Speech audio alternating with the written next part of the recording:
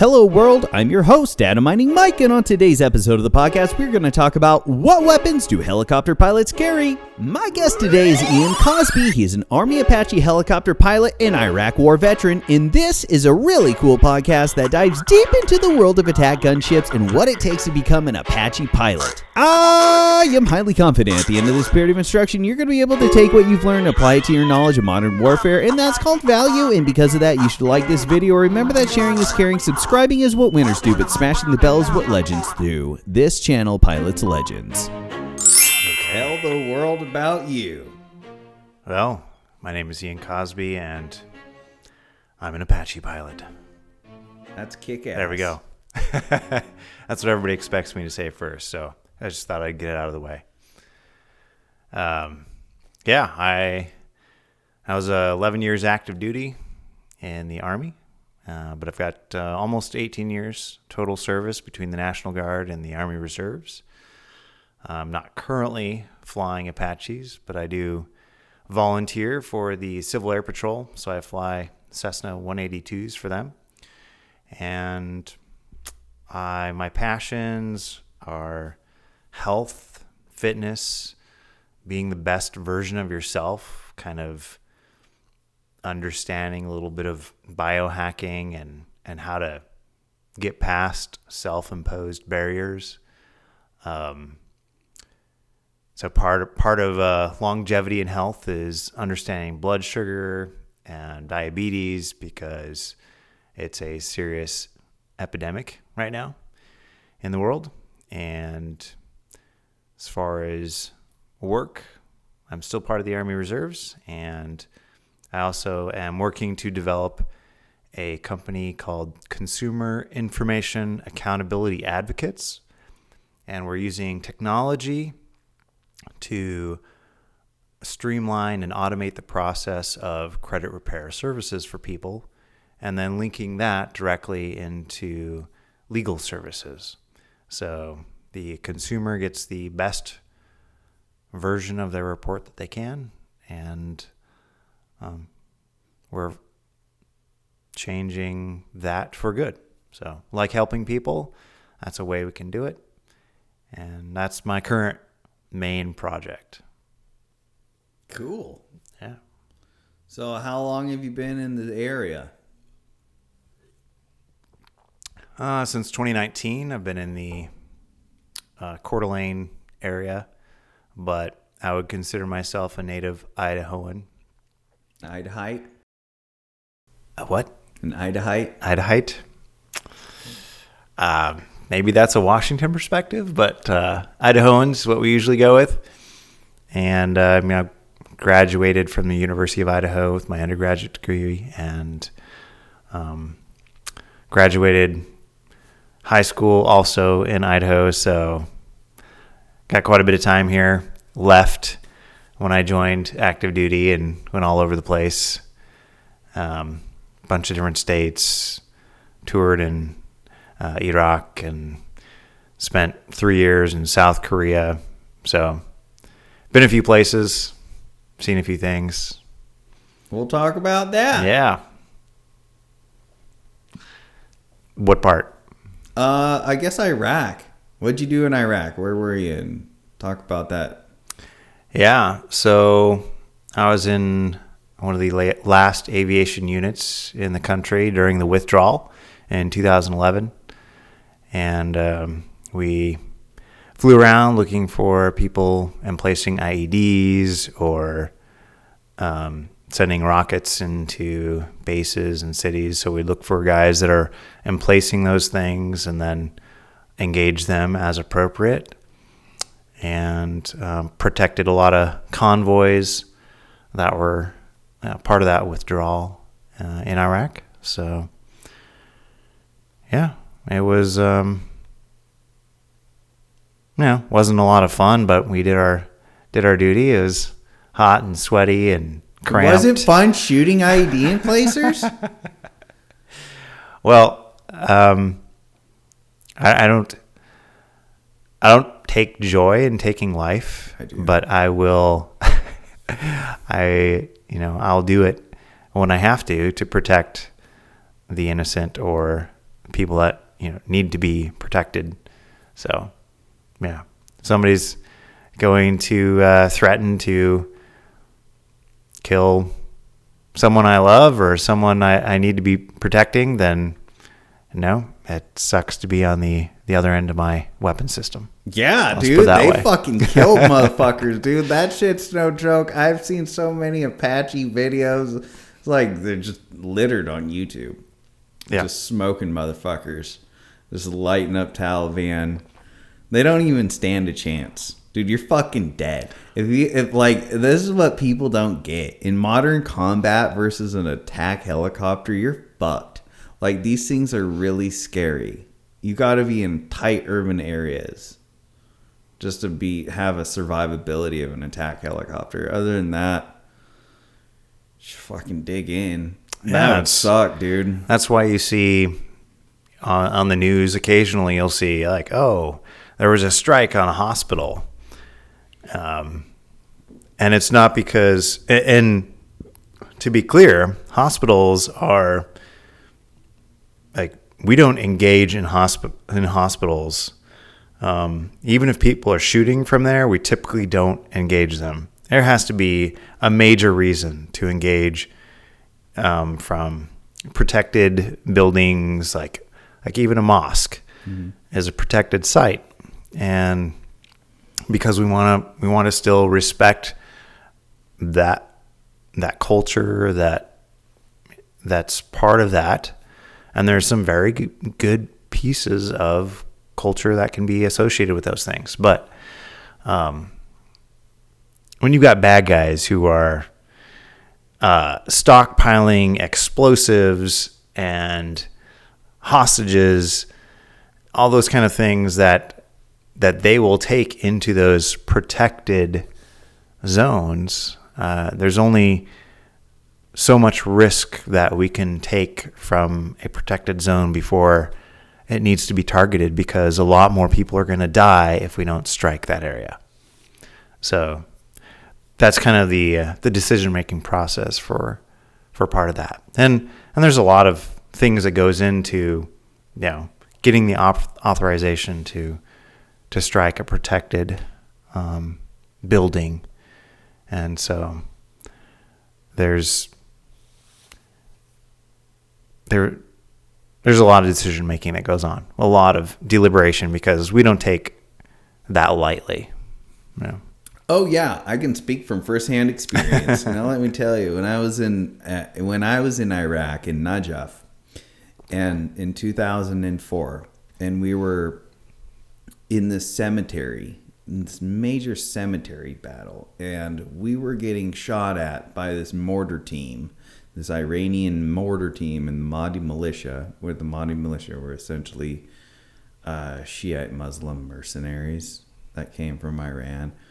And their mortar team was really decent. They even had plotting boards and whatnot. And they would continue to shoot and kill us from the damn mosque. And it took at least one Marine dying and one Marine getting fucked up from our platoon as mortarmen, because it's just a strange dichotomy. Here we were mortarmen only being used as provisional riflemen in this cemetery, getting fucked up by mortars.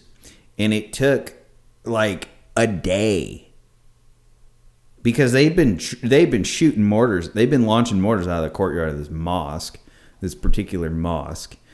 And they finally got the clearance to take them out. Yeah. So I know what's up. Yeah. No, it's a bitch. It was kind of like political. And what else was strange too is like Najaf, before this was their holy cemetery, What year was this? 2004. Okay. Yeah. Yeah. So 2004. It was hot and heavy. Yeah. It was definitely a different time then. And so this was around the same time frame Fallujah was going on. Najaf was going on. And in this cemetery battle, prior people were like, oh, this is their precious cemetery and shit. And then after it was over, the places that our tanks rolled through and shit, all they did was just take it all out. The people, the Iraqis, take it all out and turn it into a parking lot. It's crazy. So they didn't really have that much respect for it. So it was strange. Like, where do they hold the line as to what is sacred? You know? Yeah, all that stuff is, well, I wouldn't say all of it, but a lot of it, it's fluid based on, what are the objectives of the people living there. Talk about the capabilities of the Apache helicopter. What are the weapon systems that are on it natively? Yeah, well, we have different versions of the Hellfire missile, and we have thermobaric types, which are great for overpressurizing areas. So it could be a room in a building, it could be a cave. Primarily we'd use them in caves because then it kind of reaches into the cave a lot more than just a physical explosion might. And then another type that we use a lot, because it's multi-purpose, is a laser guided missile that seeks the laser wherever we put it, and then it explodes, and it also has a fragmentation effect. So it's great against armored vehicles as well as personnel or whoever's dismounted or whomever may be in the vehicle. It will fragment and become kind of like a grenade. So that's good for a lot of purposes. And then we also have radar type missiles that will seek armor targets. So like we can missiles or javelins? No. They have a radar in the missile itself. So we can say, hey, based on our latest target data or a scan from our fire control radar, we have an idea of all the enemy vehicles, armor, air defense in the area. And then we can go hide ourselves and fire one of these radar missiles over the mountain or over the building or whatever we're hiding behind. And then it will pick them up and seek itself. Oh, gotcha. Yeah. Gotcha. Yeah. That's freaking cool. So it's kind of like a fire and forget. So is that anti-air, anti-armor defense? Anti-vehicle. Okay. So Yeah. So we would not use that against personnel unless they were just in an armored personnel carrier or something like that. We can destroy. So yeah, those are what we would call fire and forget, but it's just not indiscriminately firing it and hoping it finds a target. We've already designated a target, but we can then, once we've designated the target, it understands where that target is, and then it will just refine its guidance and destroy the enemy vehicle. So I saw once how the pilots can sit and they can see, and wherever they see, kind of like Google Glass or something. Rest in peace, Google Glass. And it transposes like an augmented reality the sight onto in the direction of the gun. Yeah. So we've had, in essence, augmented reality in the Apache for decades. Mm-hmm. So that's the helmet-mounted display that we have. It can overlay flight data, waypoints, even air targets or air information about other aerial vehicles based on our fire control radar, the FCR. It can scan for aerial targets as well. And So yeah, that's pretty cool. Plus it overlays. We can also put in there our forward-looking infrared sight. So the sensor follows where we're looking, and so there can be absolutely zero illum, and we can still see fine because it's looking at the contrast between heat in the ground and heat coming off of metal. So metal radiates a lot faster than the ground or the leaves or water. So they all have different heat signatures. So the FLIR, the forward-looking infrared, that's what that makes that system really powerful. I remember one time I was flying back from a mission in Iraq, and I was looking around because the HDU comes up in the right eye, and then you have the left eye. It's open, so you can just see outside of the cockpit. You can look around, and it was an overcast night. We were quite a ways from any city. There was absolutely no ambient light. I was like, whoa. So I flipped my HDU up so it wasn't in my right eye. I looked around. I couldn't see a thing. Pitch black. There were no stars. There was no moon. There was no city. You couldn't see terrain at all. It was just black.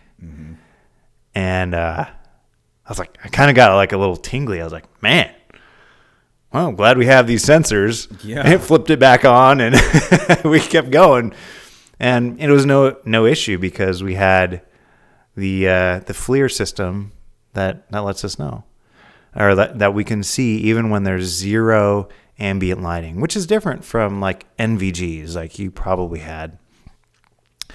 Night vision goggles, NVGs, they require some amount of ambient light. And then the NVGs, they use photons to enhance the small amount of light that is actually available.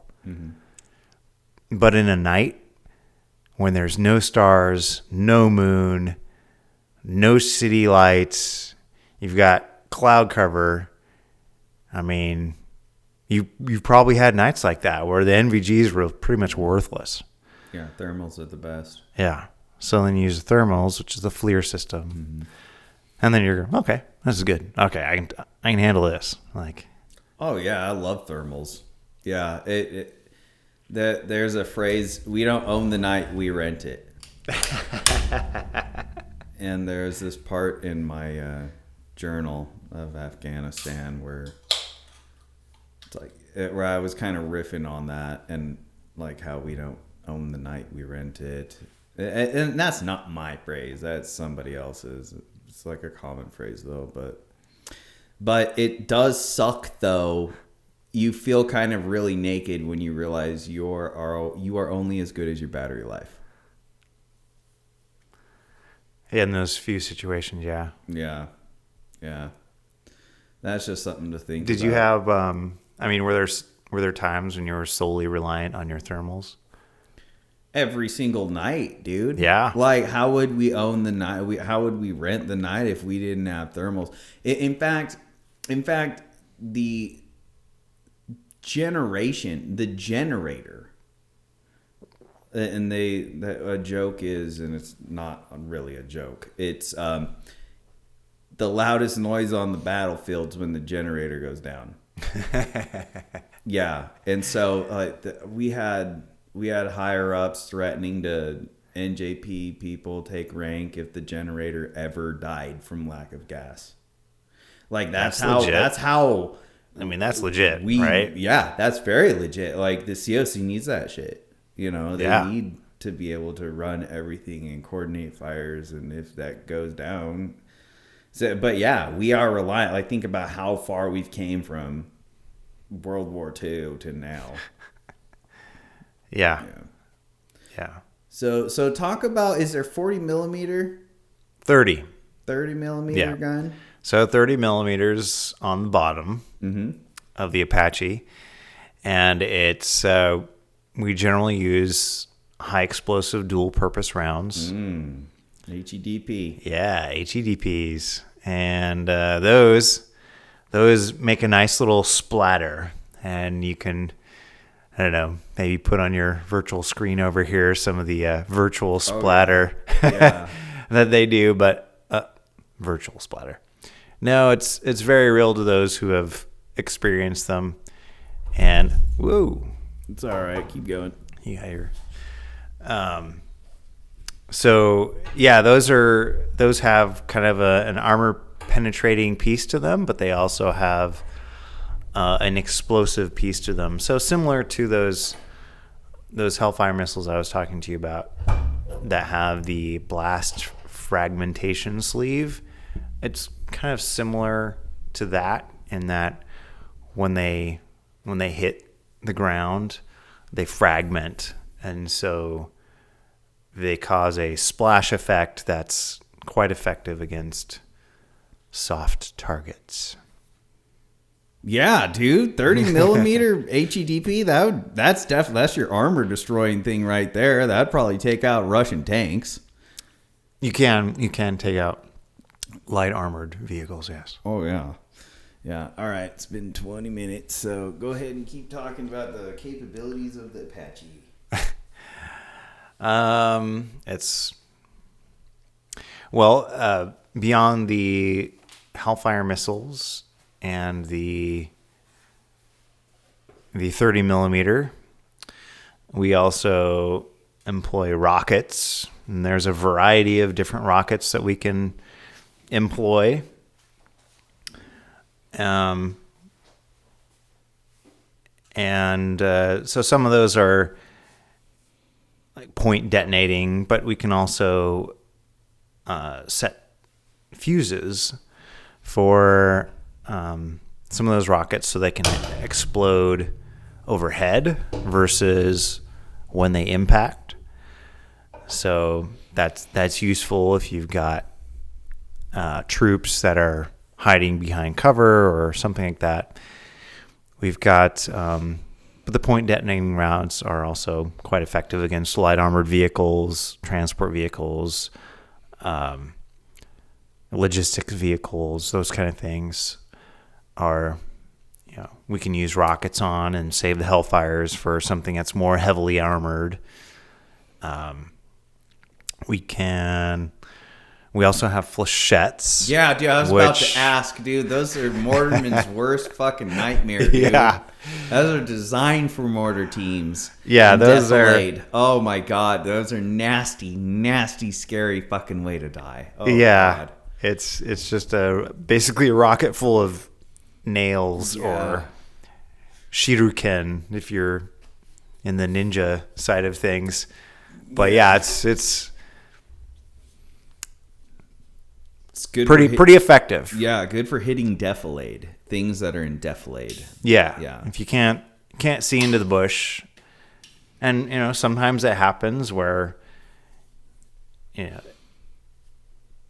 there's people back there, bad guys that are behind some kind of thing that masks their heat signature or whatever, and you fire some flechettes in there or some of those PD rockets and have them explode overhead, and that's effective. Dude, we know where you are. Your chances of living are very low. Oh yeah. Yeah, your chances of living are very low. I mean, dude, we are just so good at just murdering. If we have such great weapons and capabilities. I don't agree with the murder term, although it sounds fun to say.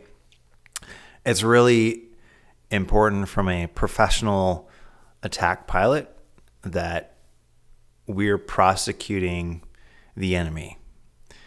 They are the ones that are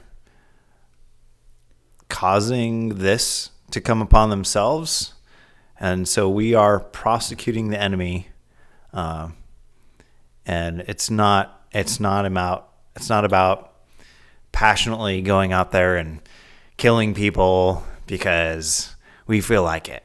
It's about prosecuting the enemy to achieve an objective.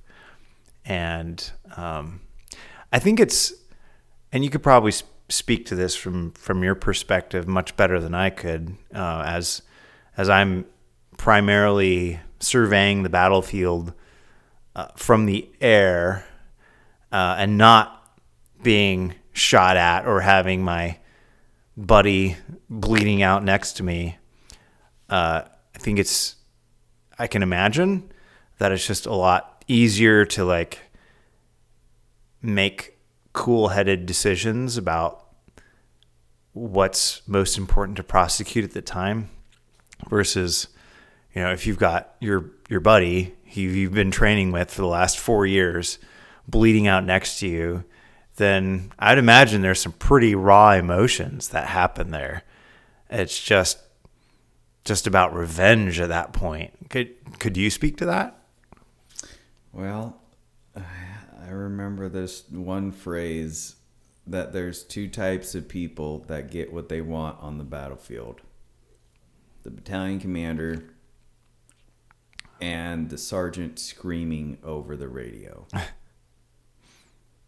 And so that might be a factor too. If you're a pilot and you hear that sergeant screaming over, and you're like, "Hey, I need you to talk to me," Mm-hmm. Like, so yeah, there is very difficult things. And I can see too how it, from a pilot or any sort of a piloting standpoint. And there's this great book. It's called your same author wrote this 2 books, On Killing and On Combat. They're really good. But basically, proximity negates intimacy. Proximity negates intimacy. I would translate it, not having read those books. I would just, from hearing what you just said, I would think proximity negates intimacy. So like if I have a lack of proximity, like I'm not close to it, then I'm not intimate? Or what do you mean by that? Yeah, true. So like, for example, if the further the distance, the more, like a drone pilot could just sit there and kill people. And sitting in a place in Texas, in a little trailer in Texas, man a drone and just kill people in Afghanistan. But to him, he would think more like you. And I'm prosecuting the whatever. But and so it's more like a video game at that point. Yeah, it's more like a video game, which is even is more another level of separation because you're not there having to man an aircraft. I mean, I could easily get shot down, or I could fly into a mountain because I got so wrapped up into what was going on down on the ground that I wasn't paying attention to where I was actually flying. It does. Yeah. That's like absolutely a big deal, dude. The Marine Corps is infamous for Cobras and Hueys crashing into each other mid-flight, doing their little circles. Yeah. And they always move in teams like that, the Cobra and the Huey, whether it's medevacs or whatever. The Apache, though, that's a whole nother bird of its own that I haven't even, experienced seeing work in action. I just hear about it. But I guess what are your thoughts about the Apache versus the Cobra?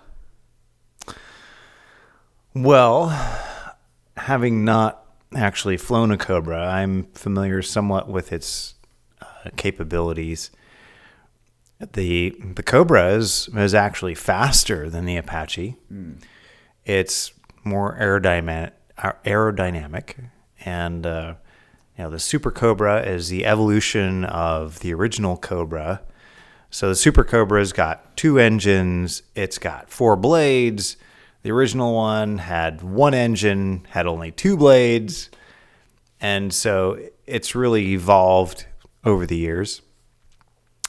But it doesn't have quite the sophistication that the Apache does. The Apache primarily prosecutes with Hellfires and 30 millimeters and sometimes rockets. But if having not directly worked with the newest models of the Cobra, but I believe the Cobra still only has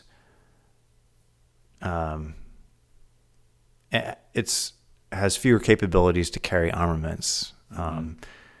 It's used tow missiles and rockets, and then it uses I believe it's a 50 millimeter, or I'm sorry, 50 miller, 50 caliber machine gun, chain gun in the front,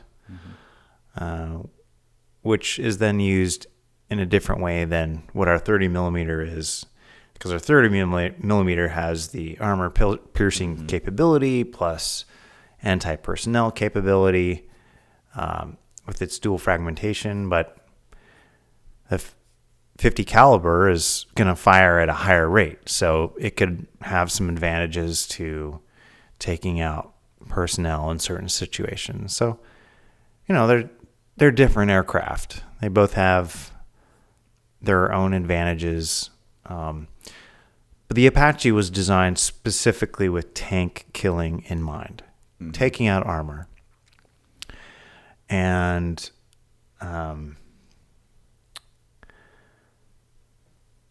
so I may be a little biased, but I'm gonna give a little bit greater capability in modern warfare to the Apache.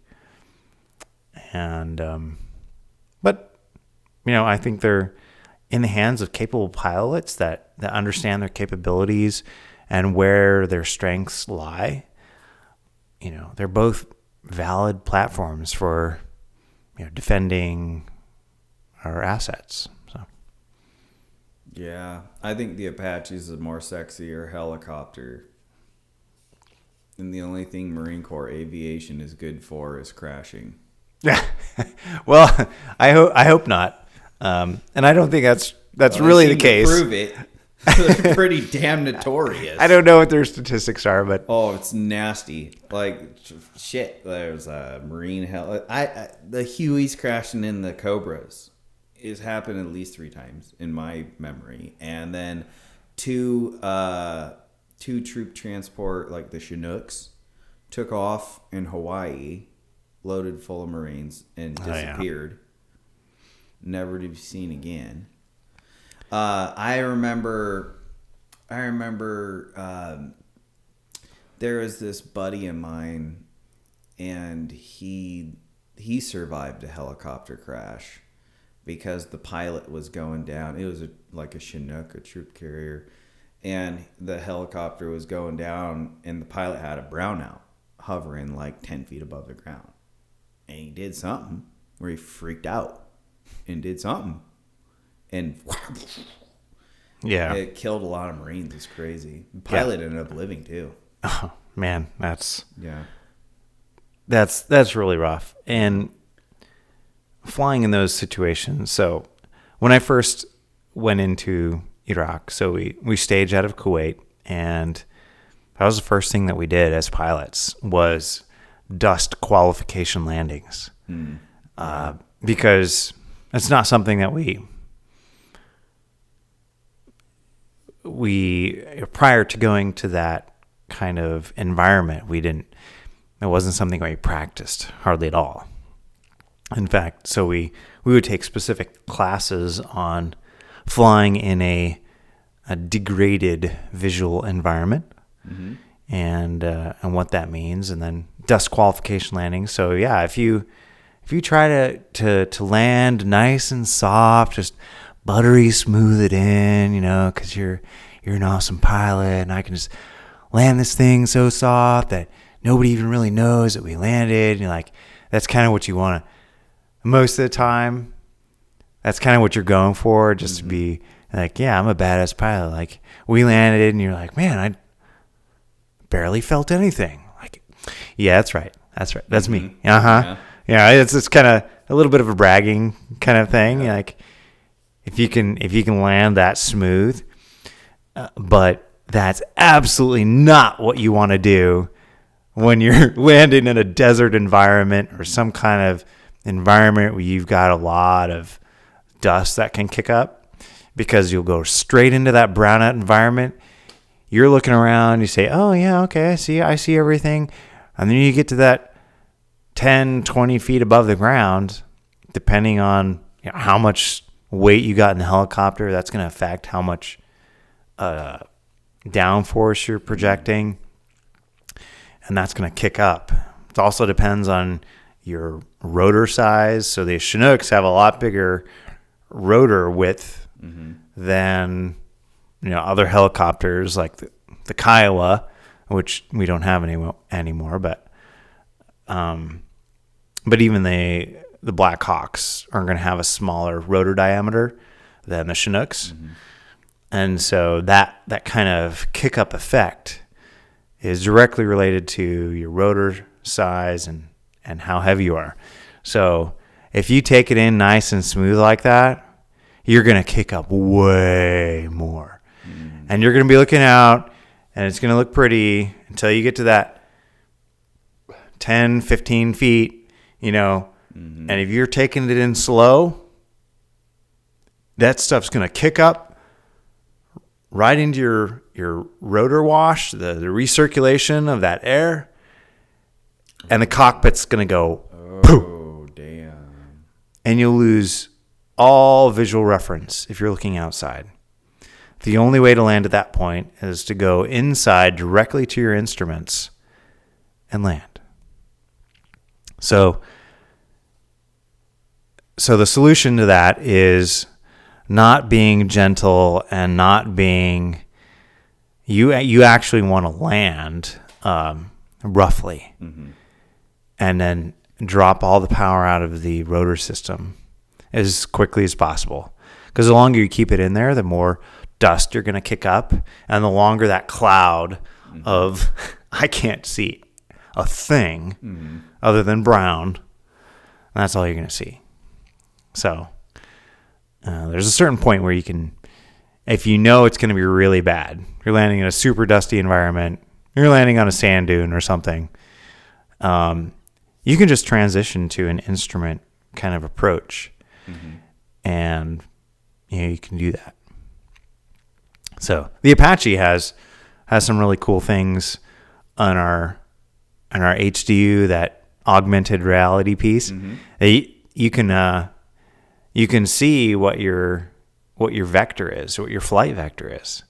So you can set that flight vector on whatever piece of dirt or land that you want to land on, and then keep that steady state of power in, and it will show you exactly where you're going to hit the dirt, and then you can set in your 300-400 feet per minute rate of descent right into the ground, and then get the power out right away, and that will prevent the brownout. Damn. Yeah. More I'll know. So it's better to hit it hard. So now people, if you're going into a desert area, it's best to hit the ground hard than to be all gentle, because that's gonna cause everything to brown out.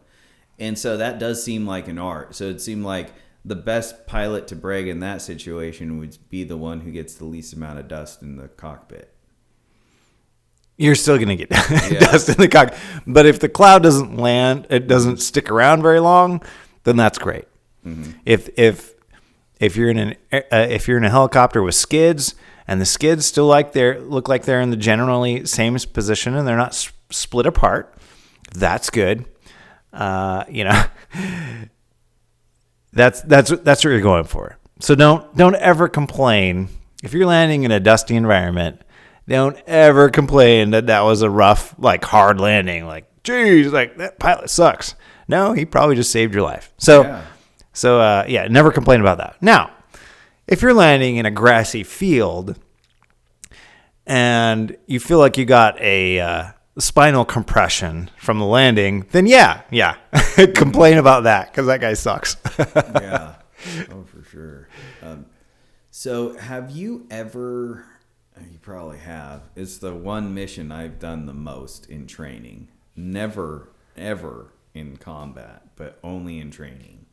Suppress enemy air defense. Yeah, of course. Yeah, that is like the one thing they're always using mortarmen for. I've worked up so many SEAD missions with timing of the rounds and with the rate of fall of the illumination round if it's hitting the deck to mark, and dealing with so many different JTAC qualification courses where I'm just we're just there because we're hoard out to be good training for good training for everyone. No, I mean we just call it SEAD, suppression of enemy air defense. But this is a really important mission. Like it's really because we like to fly a lot. That's no secret, right? We since Vietnam, and we discovered air cav. Like, hey, this is really great. And so, yeah, suppression of enemy air defense, SEAD missions are really, really important. It's especially going into a highly contested environment where if our next enemy set has a higher capability of enemy air defense than our previous set, which is almost certainly the case, going from a counterinsurgency kind of environment where the enemy has a pretty low technical level to a more large-scale combat operation type, where we're going against larger enemy groups with more developed technology, then suppression of enemy air defense is going to be a really, really important task, so that we can appropriately support with air assets. Yeah, I'll explain to the audience. Hold on. While the helicopter's coming in, mortars or artillery is hitting the enemy at air defense asset that is supposed to be shooting at the helicopter or the plane. And as it's getting hit by high explosive, the target that the helicopter is supposed to hit will be marked with either illumination or smoke rounds. Sometimes HE. Yeah, sure. It can be. Cool. There's a variety of ways to mark a target. Or laser. Yep. Yeah, laser's nice. I forgot to mention too, just going back to the different types of rockets, but we can also fire illumination rockets. Oh, kick ass. Yeah. So we can either do like a general white light illumination or infrared illumination. So, which is great for improving night vision goggle sensitivity, because the NVGs can operate on light spectrums that are a little bit beyond what we would normally see with the eye. So, yeah, that's another way of doing that. Yeah. So how did you end up going from rotary to Cessna? From badass attack helicopter to a Cessna 182. Yeah. Well, it's as I was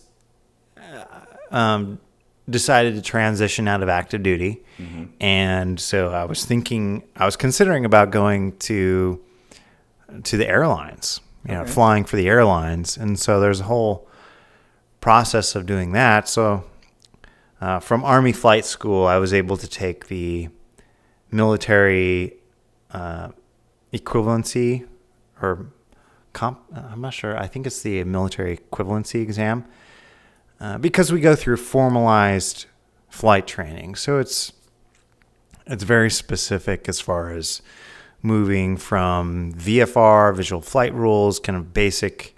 Hey, I'm not going to crash this thing, this helicopter that can spin in 360 degrees. It's a little more complicated than flying an airplane. So you go from that then into learning instrument flight rules and how to fly the aircraft without being able to see the ground. Or without being able to see anything. So if you're totally enveloped in a cloud, how do you know which way to fly? How are you going to be safe? How are you going to be clear from other aircraft that may also be flying in the clouds?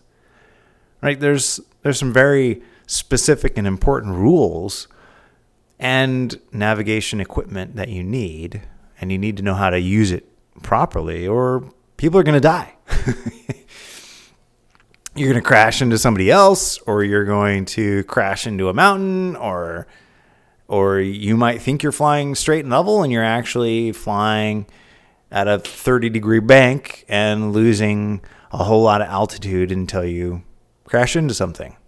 Or auto eject out over a suburban area in Chula Vista, California, like what happened years ago. The Navy pilot freaking ejected out and went into homes. Yeah. Well, none of the Army helicopters have an ejection system. Yeah, you guys are screwed. Yeah, we're going down with that shit. We're going right with it. So we have a highly vested interest to make sure it hits the ground on our own terms.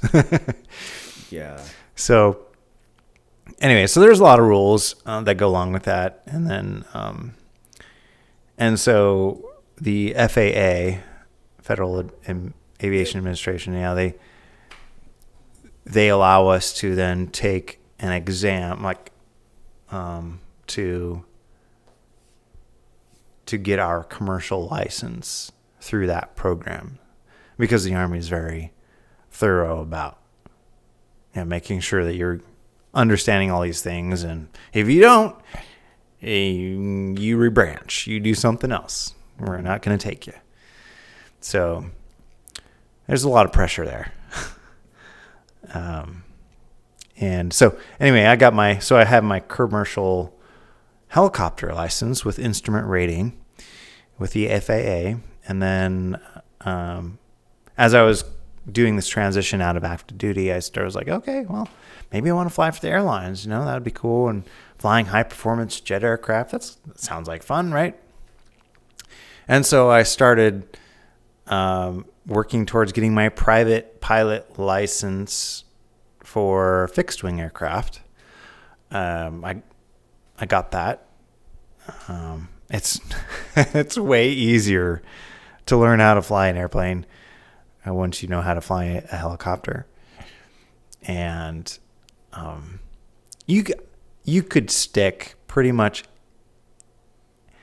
I'm going to say, any helicopter that has wheels. You could take any pilot who's a pilot qualified in a helicopter with wheels. And I say that because in a helicopter with wheels, you actually practice roll-on landings, just like an airplane. Mm-hmm.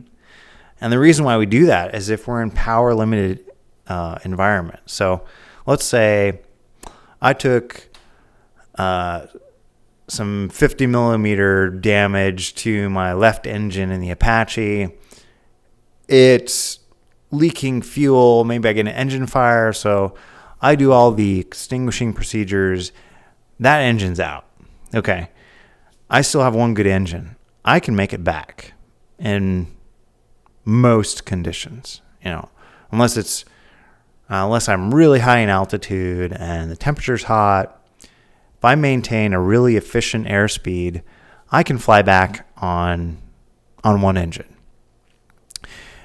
But I may not be able to come to a nice, easy hover on an engine, on a single engine, depending on my weight. So if I can maintain that really efficient airspeed where all that air is, none of it's being recycled. So remember how we were talking about brownouts? And if you take it nice and slow, you get a whole bunch of air and it recycles all of that right back down into the middle of the helicopter and you get a brownout.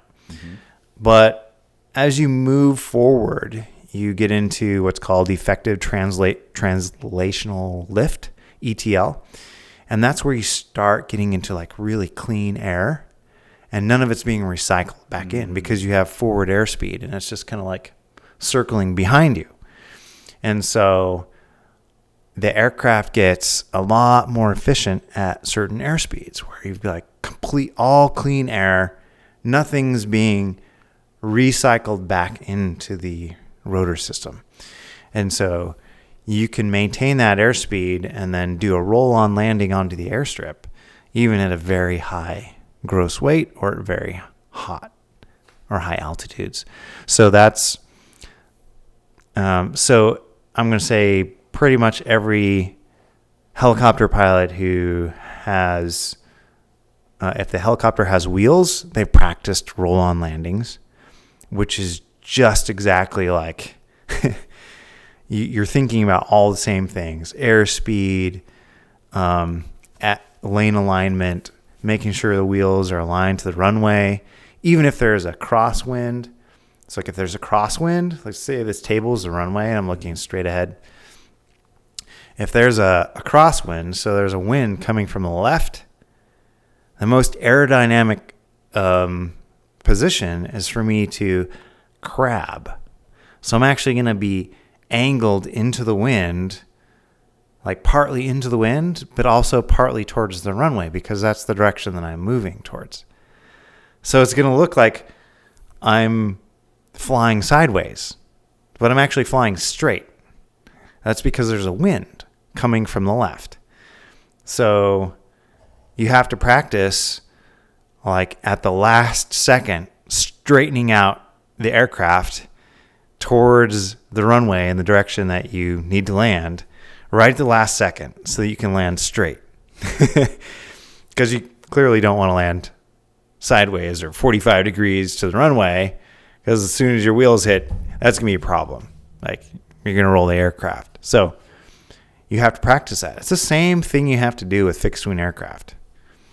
And same thing if you're heavy in a helicopter.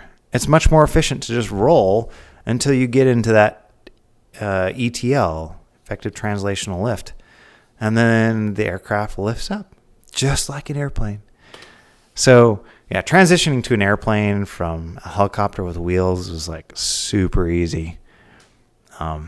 But if you took an airplane pilot who was just an airplane pilot and stuck him in a helicopter, there's a 95% chance, I'm going to say, that he's going to wreck it. Yeah, no, a helicopter is always the higher technical thing. Yeah. You can't, you got to go to a special school for that. Yeah. But that's cool, though. So going from rotary to fixed wings is an easy thing. What you were explaining with the coming in with the helicopter, that reminded me of a video I saw about this Chinook that was coming in, is just loaded with Marines to a aircraft carrier. And it was like near the aft of the aircraft carrier. It was like hovering there and it like right into the water, and they all died except for one dude. Yeah. One dude survived. Yeah, that They couldn't recover that helicopter either. I think I know which one you're talking about. Mm-hmm. And the wheel got caught on some of the netting. Mm-hmm. Yeah. On the ship. Yeah. That's the and it caused a pivot point when he was trying to, the pilot was trying to pull away. And then at a certain point, he exceeded the critical angle, is what they call it. And it was unrecoverable at that point. Yeah, really, really sad thing there.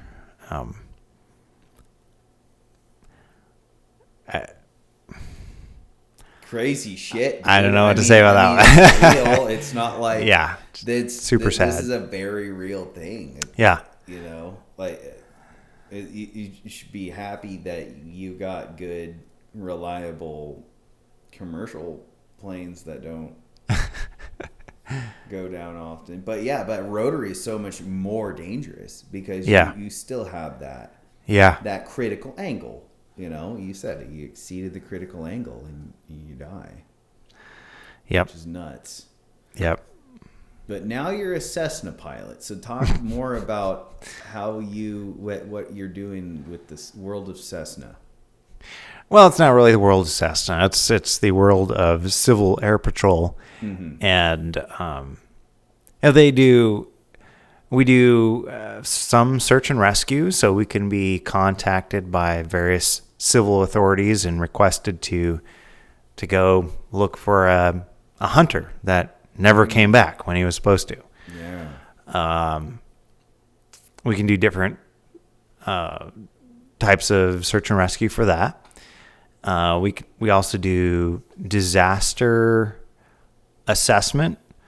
So we'll go out. Like Mount St. Helens or Rups or something like that. You'd be or there's flooding, or there was a tsunami or something like that, where we could go out and we have people who become certified photographers for that, and we have mission scanners, mission observers, and then so they're trained specifically to take pictures of the disaster so that the different government organizations that help with disaster relief, they can do assessments and maybe go, we need to send resources to this location because we have these specific resources and can help maybe contain this area so it doesn't get more damaged.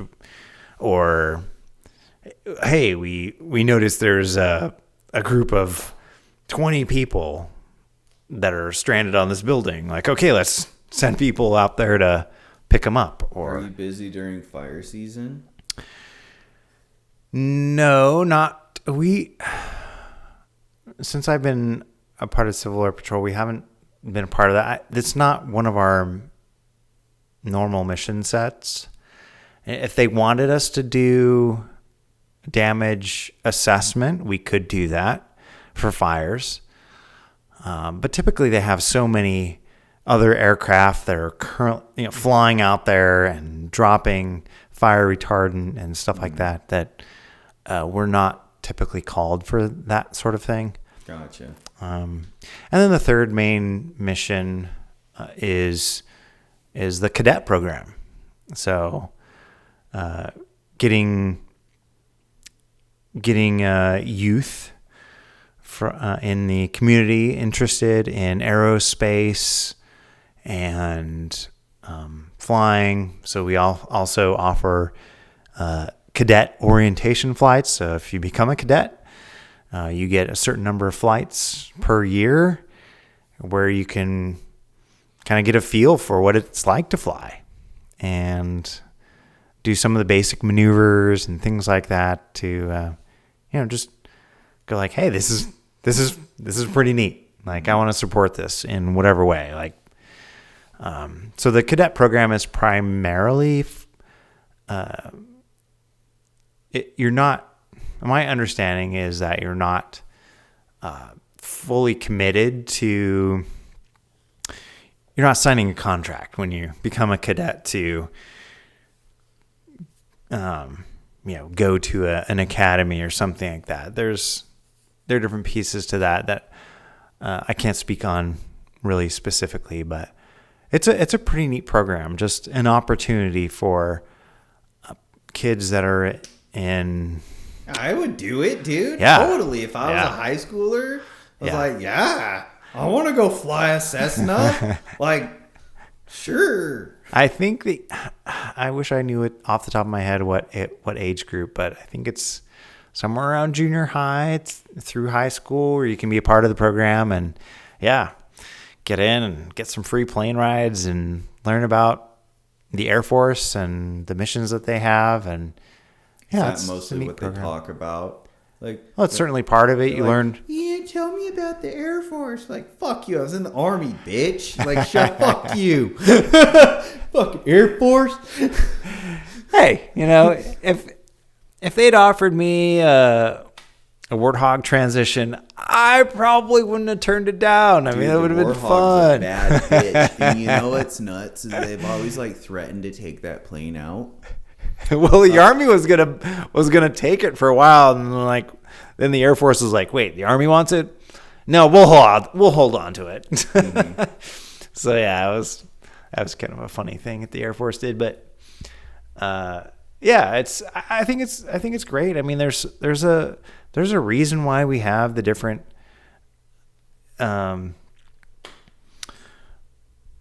services: Army, Navy, Marines, Coast Guard, Air Force. We all have different specialties, and it's good to have those, and it's good to also understand how we can employ those capabilities jointly.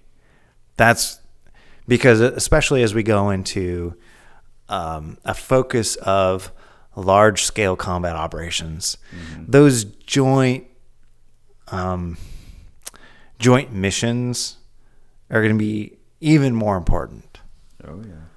So it's good that we have that and that we can continue in that way. Does the Air Force have Apaches? No. In fact, it's my understanding that the Navy has more airplanes than the Air Force does. I wouldn't doubt that. Have you ever had to fly on an aircraft carrier? No. Unfortunately, as a commissioned Army officer, otherwise known as an RLO, real life officer. Yeah, you're not a warrant officer. Not a warrant officer, yes. Which is really cool that the Army has that for pilots. You could be a warrant officer. Yeah, it certainly has its benefits. The Army, the Marine Corps doesn't offer that. Like, you got to be a fucking real officer to be a pilot. They're very. It's a real pro and con kind of thing, and I've witnessed a lot of the pros and the cons. Because as a commissioned officer, I'm expected to maintain my flight proficiency, but also do a whole lot of other staff officer work. Oh yeah, and wear stupid hats. Yeah, and fucking be the OOD, and watch people at the barracks. Yeah, make sure they don't do stupid shit. And it's real difficult to in my instance. So I went from flight school straight to a unit that was deploying to Iraq. Mm-hmm. So my first flight out of flight school was in Kuwait. Okay. It was my very first flight, which is pretty nuts, considering it borders I'm just learning how to fly outside of a war zone. Yeah, so my first flight was in an imminent danger zone. Shit. And and so then I think it was my third flight. My third flight was it might have been my fourth. Third or fourth flight was, I think it was about a 7-hour long flight from Kuwait into northern Iraq. And well, helicopter, it makes sense because they and we had to stop, and then one of the other aircraft in our flight had some maintenance issues, and so we were on the ground for quite a long time waiting for that to work out. And so it wasn't just a straight flight time. But anyway, so I went straight into that. So then we were deployed for 10 months, got back, and then shortly after that, I went advanced entourage, which is kind of like the leading element to a movement somewhere. So our unit moved from Fort Hood, Texas, up to Joint Base Lewis McChord in Washington. So I got selected to do that. And so then I wasn't anywhere near helicopters. And then we had a transition up here, and then we ended up trading our aircraft in to get reset. And we got a bunch of, I think they were National Guard Apaches that had horrible maintenance issues. And so then I ended up going flight and current, and then had to try to reprogress, and that kept getting reset because they moved me to battalion staff, and so I wasn't in a flight company anymore. Nope, you're just a staff hoe. Yeah. So I basically got like 10 months of flying in Iraq and then sent to staff. Mm-hmm. And then I had to beg and get on like these tiny little maintenance flights that were 0.1 or 0.2 hours just all the time. It was awful. So, and then there wasn't really the leadership didn't really support staff flying consistently. So in that respect, it was, you have to maintain something. You're supposed to. Yeah, I would imagine. But there are waivers that they can sign so that, so that they can screw over staff officers. So that's what happened for me. And so I got very little flight time compared to a lot of, the warrant officers. They're there to just fly. And so they got tons of flight hours and got to do like the deck landings and stuff like that. And I didn't get to because I was a staff officer, and that was my primary duty. And they're like, we need you to be a good equal opportunity officer. Yeah. We need you to fill this role. Man, that's pretty cool. So talk a little bit more about CIAA. And if at any point you got to take a piss, let me know and I'll pause. Pause. And here we go. So talk about CIAA. Yeah. CIAA is Consumer Information Accountability Advocates.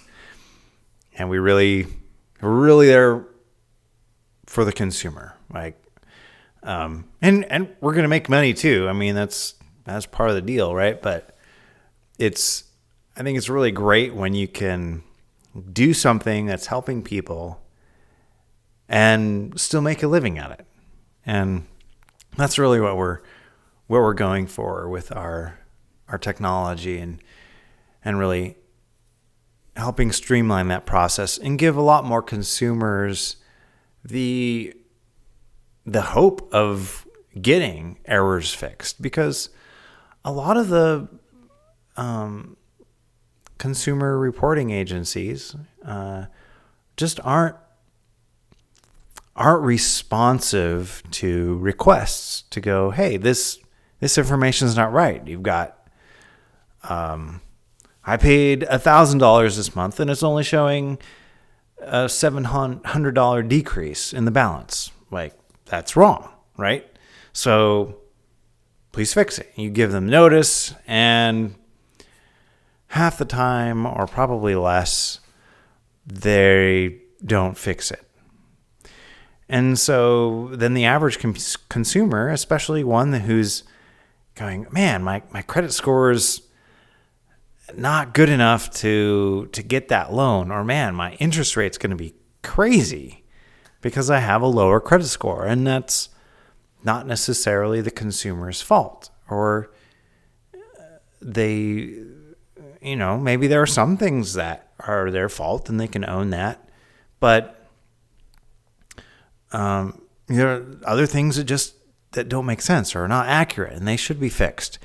and that should be something that every consumer has the option of having fixed. But unfortunately, a lot of the credit bureaus just are of the mindset that it's cheaper to ignore people that are requesting these fixes, because it takes time and resources to go, is this legitimate? Is it not legitimate? We have to have somebody look into this or whatever. And so a lot of times it's just cheaper for the credit bureaus to ignore the consumer.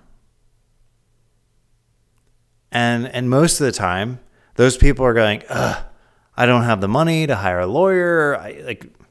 What else can I do? And so the consumer just gets screwed. And so they have an inaccurate credit score, which hurts the consumer. It also hurts banks, because the banks are losing out on potential customers because the credit score is not accurate, right? And so there's a lot there that could be fixed, but it's cheaper a lot of times for the credit bureaus to just ignore those people. And then occasionally they'll get a lawsuit that they'll have to pay out. But in average, it's cheaper for them to just ignore most of those people, because most of those people are not going to bring a lawsuit. And so it's kind of a calculation of averages. Like an auto company, they do calculations. Let's say they figure out, you know what? Looks like maybe 1 or 2 in every 200,000 of these vehicles had a faulty brake line. We could recall all those vehicles and replace all the brake lines at a massive expense. Or we could just hope that people don't get hurt too bad when those 1 or 2 fail. That's what happened with the Ford Pinto. Right? There are lots of examples of car companies doing this. And so they do an analysis like, well, what do we think could be the worst case scenario of those 1 or 2 that go bad, us getting sued for $100 million? Would that be cheaper than doing a recall and fixing all of these things on 2 million vehicles? Well, there's a chance that we might not get sued at all. Nobody really know what happened. And so we might just get away with it. And so there's that analysis that they do. Mm-hmm. And it's the same kind of thing that a lot of these credit bureaus are doing, as far as they're doing a cost benefit analysis on what to respond to for the consumer and what not to respond to. Mm. And so we want to advocate for the consumer to get as much of an accurate report as possible. And so we'll process those reports through our technology, identify as many errors as possible, present those to the credit bureaus, and offer them a chance to fix them. If they fix them, then great. The consumer wins and we're all good to go. If they don't, now they're opening themselves up to further legal action. And that's something that we're prepared to move into on behalf of the consumer. And we're not the only ones doing that. But we just hope to be able to do it for more consumers than the average customer because of our automation technology. So talk about the data.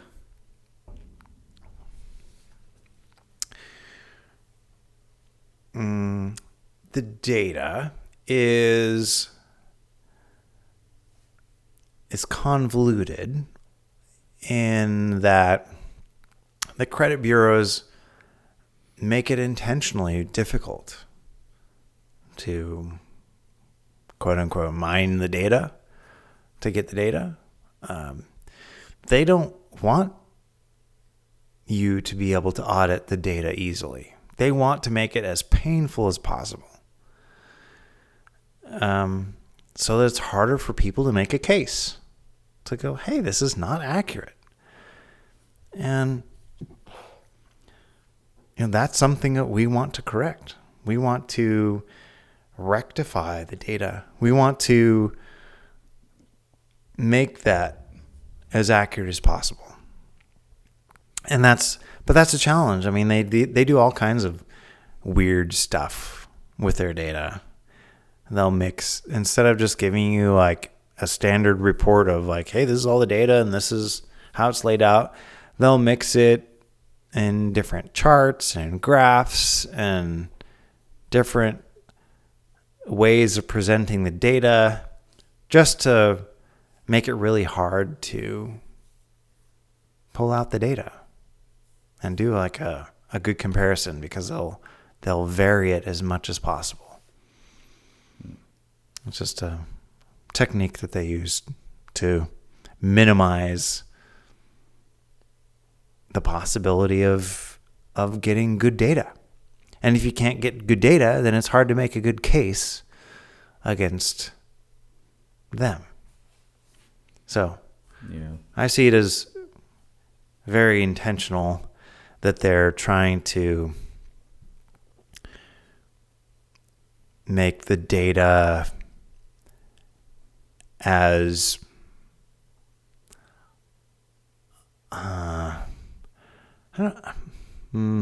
kind of without, well, it's just they're trying to make it as hard as possible to get the data into a format that's easy to analyze. They're intentional about that. Yeah. Welcome to the world of data analytics.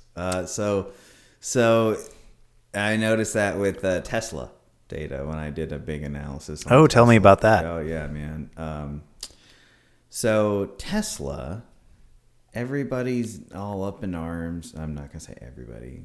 I have to be more mature than to say everybody and all the time. But a big contention with electric vehicles is the fact that it comes with conflict minerals that are mined in the Congo, and the basic enslavement of individuals to extract these carcinogenic chemicals such as cobalt, and they get lithium and nickel and palladium and all that other stuff. And either way, Tesla publishes its deaths data set. The deaths data set is only published as a CSV file.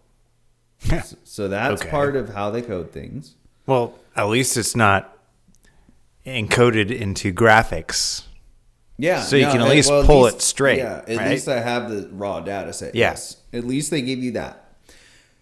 And there is a description column, okay, that describes the crashes and the deaths. Well, there isn't that many deaths in the set, and that's only the tip of the iceberg. That's the ones they have chosen to compile and report in that specific CSV file. And they want it to make it think. They want you to think that it's a autopilot related issue. But then there's the description column. The description column, I took that and I put it through this word cloud, and this word cloud populated all the common words in bigger words. So they will increase the actual size of the letters of the word itself. And I started seeing things like if it has a higher frequency. That's what's cool about the word clouds.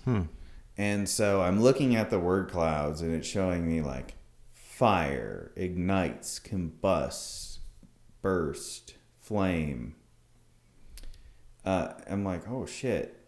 And so I started getting a tally of all the synonyms per row. So each unique row that had synonyms, and it was 14.5%.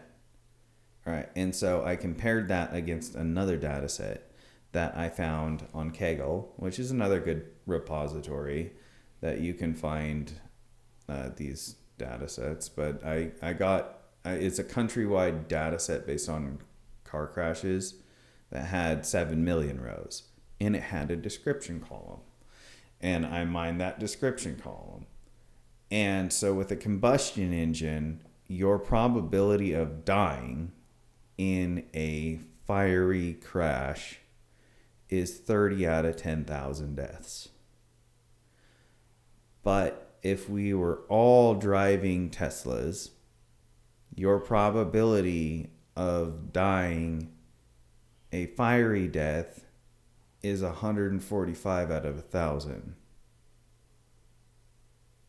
Because of these damn batteries, man. This is like the 145 out of 1,000? Yeah, that's 140. That's 14.5%. Compared to the national average on combustion engines, 14.5%. There would be Teslas on fire all over the place. If it was 14.5%. There are. These things catch on fire all the time. The hoverboards that kids ride around on catch on fire. Okay. This is the thing. There's this shit called thermal runaway. Runaway, yeah. Yeah, runaway. And if you puncture these batteries, it's funny because I watch Elon Musk some people shoot up a Tesla truck with a machine gun. But if you flip the truck over and start shooting the freaking battery and puncture that battery, it's going to catch fire. The Teslas catch fire, and when they catch fire, nobody can put them out. They just have to let them burn. So if you're driving at high speed and you crash, or even low speed, and somebody rear ends you, because the entire battery is at the bottom of the car. Yeah. It covers the entire bottom. You get rear ended and it punctures the battery, and you're stuck in traffic, or you get crumple zoned or whatever. Like you're stuck there. So this is something to consider. This is something people don't think about, but there's a lot of numerous situations where these EVs are catching on fire. There's an entire ship full of EVs going across the Atlantic in July that caught fire, and they all just combusted. And it just burned and burned there for months. Yeah, I could see that being a problem. I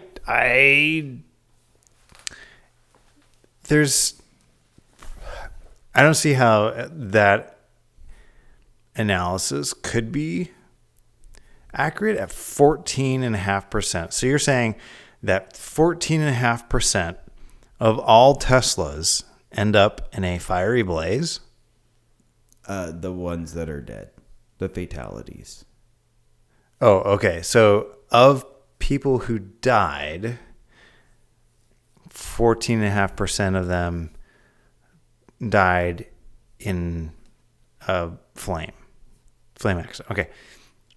But I think that's kind of a misleading presentation of that data, because so what is the overall I guess percentage of Teslas that get into wrecks? Because I think that is going to be a lower percentage than an average gas car, because of the additional safety features that they've designed into autopilot, auto braking, the awareness of traffic in the vehicle. So I recently took a test drive in a Model Y, and it was the first time that I've actually driven personally a Tesla, and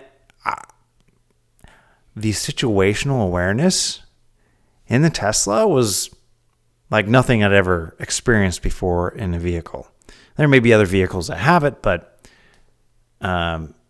it was just awesome. Like in that center display, and with the number of cameras that it has around the vehicle, I could see traffic coming up behind me, passing on my side.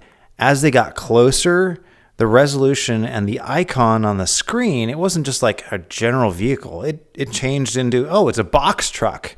And sure enough, I look to my rear left, and there's a box truck coming up on my side and passing me. And then it maintains that as it goes forward. So the situational awareness I had with traffic was like nothing I'd ever experienced before in a vehicle. And which, if you have that level of situational awareness in your screen, plus you have things like adaptive braking, where if it senses something in a road, it's going to brake for you before you even notice it. Those kind of features are going to contribute to a far fewer accidents than most gas vehicles. So I think as far as doing a statistical analysis on, okay, you've got 14.5% of people who died in a Tesla burned. Like, whoa, that's like a crazy statistic, right? That's a scary statistic. But hey, if Teslas are only involved in 1/4 of the number of accidents that most gas cars are, then the statistics of people who die in Teslas from burning are probably less than what they are in gas vehicles, just because they're involved in so many fewer accidents that result in a death. What do you think about that? I've thought about this long and hard. Okay. This has been the most controversial thing I have ever data mined. Yeah. And I've data mined some controversial shit, man, like political donations to government purchasing and I say, be ye not disillusioned. All those safety features are, most cars that are 2010 and up can be essentially self-driving. But the cold hard reality is, the fact is that electric battery is dangerous as fuck. And you cannot work on it. If you go buy a Tesla, you can't work on it. You can't personally work on it. You have to send it back to Tesla. And I hate that for sure. They don't want to let you know that, though. They don't want to let you know that, oh yeah, you see the hoverboards that catch on fire, see the iPhone 16 that catches on fire. Oh yeah, well, our cars are a dirty bomb.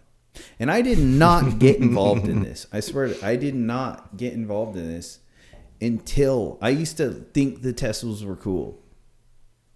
I used to want one until this shit happened, which was when I got into the world of podcasting about a year ago, definitely last June, actually.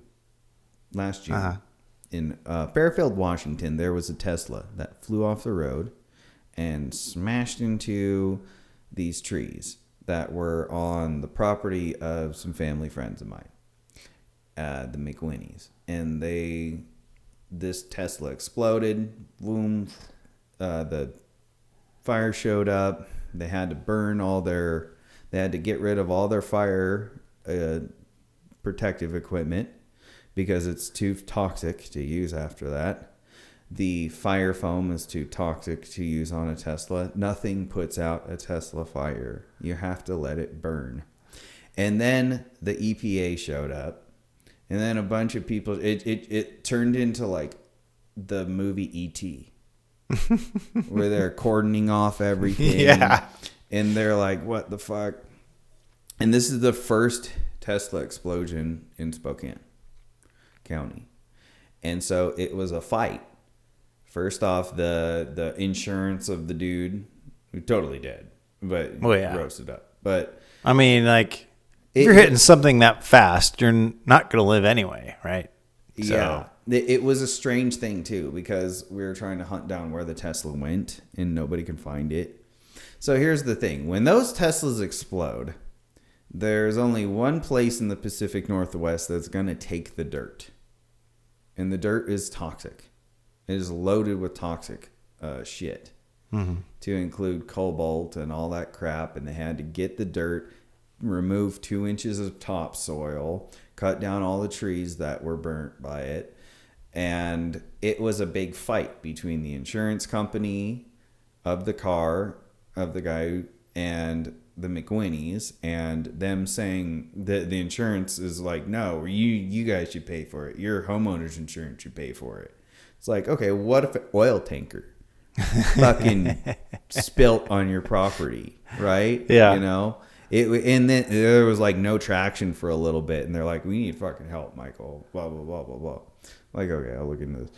And that's what prompted me. Finally, the Spokesman Review did a great job covering what happened and showcasing the dangers of these electric vehicles and what just the residual like waste that happens from it.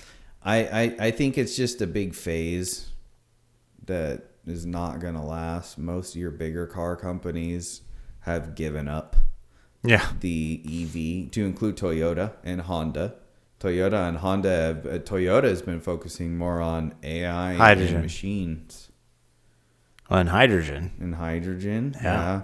Yeah, hydrogen's kind of an interesting thing. I worked for Plug Power at one point, making fuel cells. So hydrogen's an interesting thing. It is. It's hard. I'm really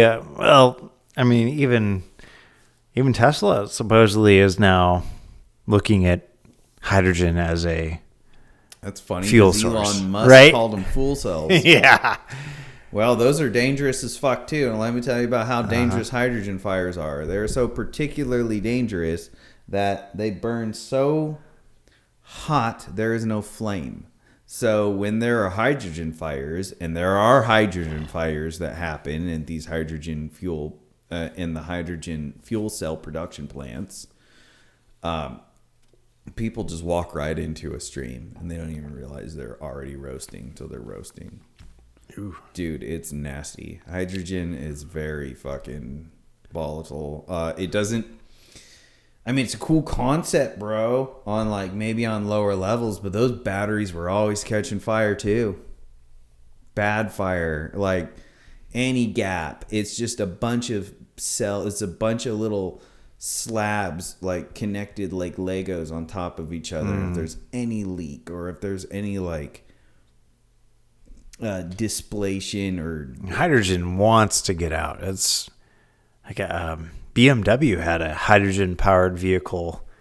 And, I don't remember the exact specifics on it, but you could fill it up with hydrogen, and then within a couple of weeks, there would be a significant amount of degradation in the amount of fuel you had remaining, which is not exactly a great thing when hydrogen is so hard to come by these days as far as a fuel station, and then it's really bloody expensive.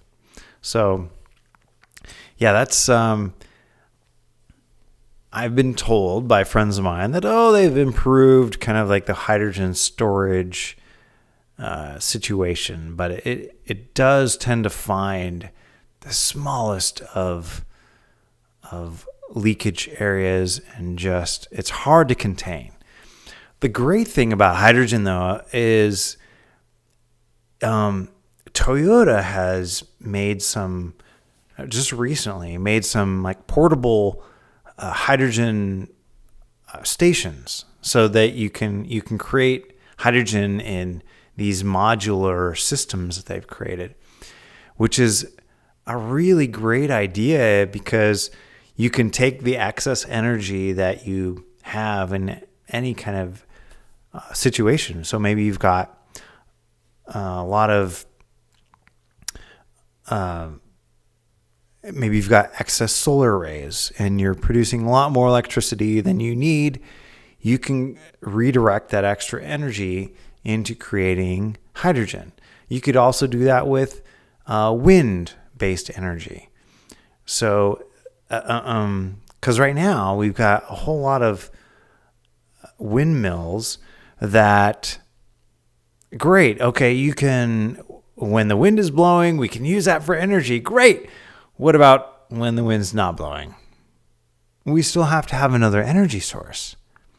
So what you can do is you could, instead of just shutting them down because we don't need the energy right now, you could just keep them going and produce hydrogen in these localized kind of modular hydrogen generators. So even though it's not super efficient to create hydrogen, there's some new technology that's making it a lot more efficient to separate the hydrogen and do what you need to do to use it as fuel. And so I think that's really important that we can tie that into other things like wind energy that has to be shut down in times when we don't need that energy, but we could keep that going and then redirect it into these modular hydrogen fuel storage areas. So you can create hydrogen virtually anywhere. You don't need pipelines for it. You just create it locally and then use it as a fuel source. So that's what Plug Power's doing here in Spokane Valley. They're making a whole hydrogen thing. You better hope the bitch don't blow. I was obsessed with hydrogen for years. Like ever since I heard about like hydrogen conversion kits that you can put in cars and get better gas mileage, but you have to flash your fuel drive because it's running too lean. And then I work for Plug Power, and they are the vanguard of hydrogen fuel cells. And I took a lot of questioning, but I learned how it all worked because I was just a grunt. I was just a robot operator just making shit.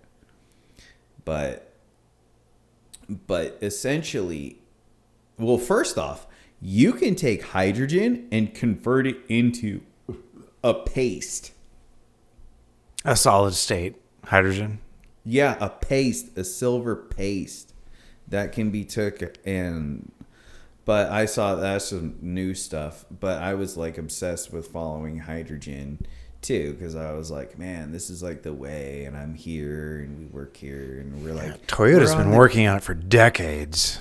Yeah, it's a tough one to do because the thing is, you can only go.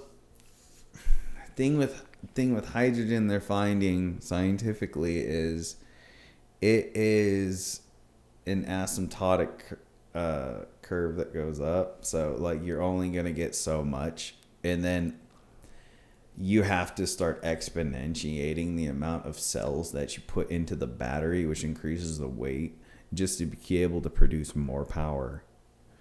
So they're up to like, there's like 32, 62, 74 or whatever. They're like it.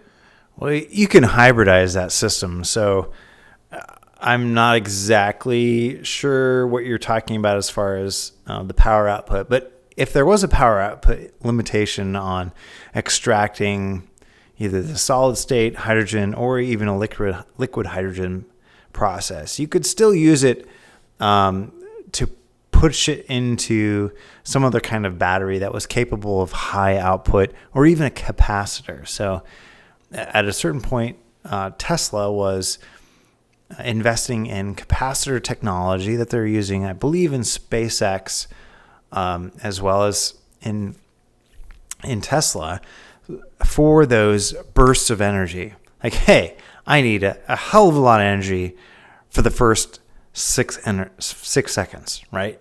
As I'm flooring it and going as fast as I can. Okay, that gives you your immediate response. You can do that through a capacitor or maybe even a high output battery.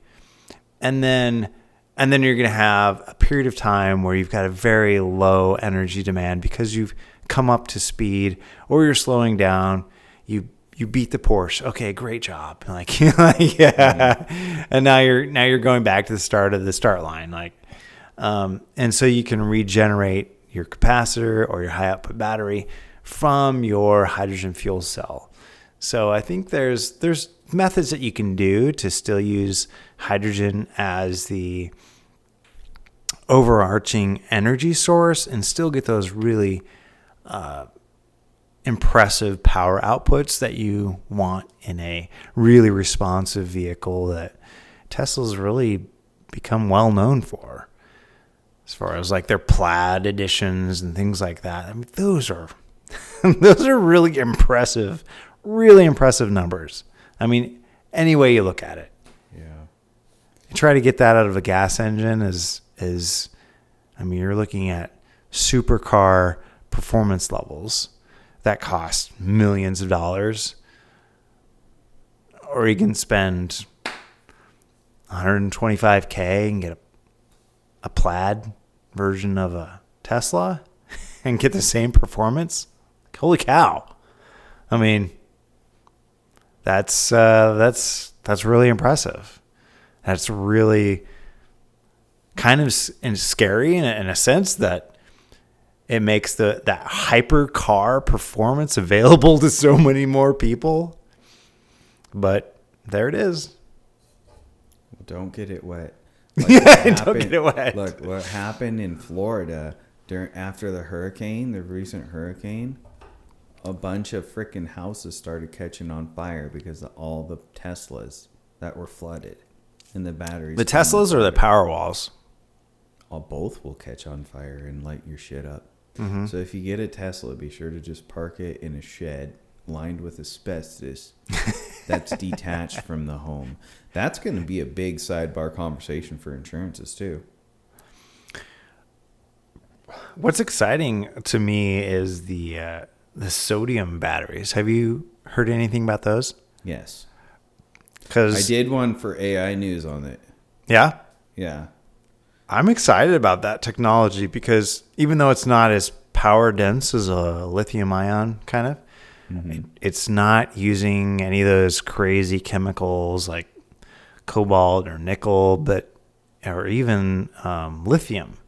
So then you've got a sodium-based battery that, one, is not going to catch fire if it gets oxygen, right? That's the biggest problem that we're talking about here. I mean, I think that's got a lot of promise. Yeah, totally. I really think because AI found it. There was one AI discovered. So I'm an optimist. I think that, yes, you will eventually get to that point where we are not using fossil fuels. Yeah. Okay. I think we have to get to that point. However, I just watch the market and I watch a lot of different moving parts. And what I'm seeing is Toyota doesn't give a shit about EV. They only care about becoming the industry leader in creating AI and robotics for factory car or factory anything production. And Honda does not care about EV. What they care about is being the leader in small combustion engines. They've been very good at that for a long time. Yeah, and so I think it's an interesting. I love the times we live in. I like that. I think it's sexy. I think one day you'll eventually get there to where you might have some like sodium battery. What I don't like is legislation trying to push it down everybody's throat, saying we all need to be in an EV, or like your car is illegal to be in this state. Kind of bullshit. Yeah. That's one aspect. So. Yeah, they've been working that. And I know, like, because I was looking at converting my Jeep Wrangler to a Hemi. Mm-hmm. Right. So I was looking at that, all the process involved in doing that, and then learning about how expensive it is for companies to maintain their V8s. With all the new legislation and things like that, they have to pay a lot higher premiums to have a V8 because of the fuel economy. And I can understand that in a way, because we want companies to innovate. Okay, find ways that you can produce the same amount of horsepower and get better gas mileage. Mm-hmm. Do it. Okay. I think it's important because And even as I'll give an example. So I like to be active. Good. And I was think going to talk about working out. You're the first one in the while who. No, actually, you did bring up the obesity epidemic. Yeah. Well, I haven't yet, but we talked about it a little bit before. But the dude yesterday. But yeah, no, it's legit. Yeah. The obesity epidemic. Maybe I did talk about it earlier. I have a hard time not talking about it. Yeah. But where were we? Hopefulness. No. Something about cars. Something about carry on. Okay, we were talking about hydrogen. Then we were talking about V8s, right? So there's a big tax on V8s because they're low gas mileage. So I commend Toyota in this respect, and Toyota's been very, very resistant to the EV revolution, if you want to call it that, of going to battery electric vehicles. But they've been doing hybrids for decades, right? Yeah. And so they're very good at hybrids.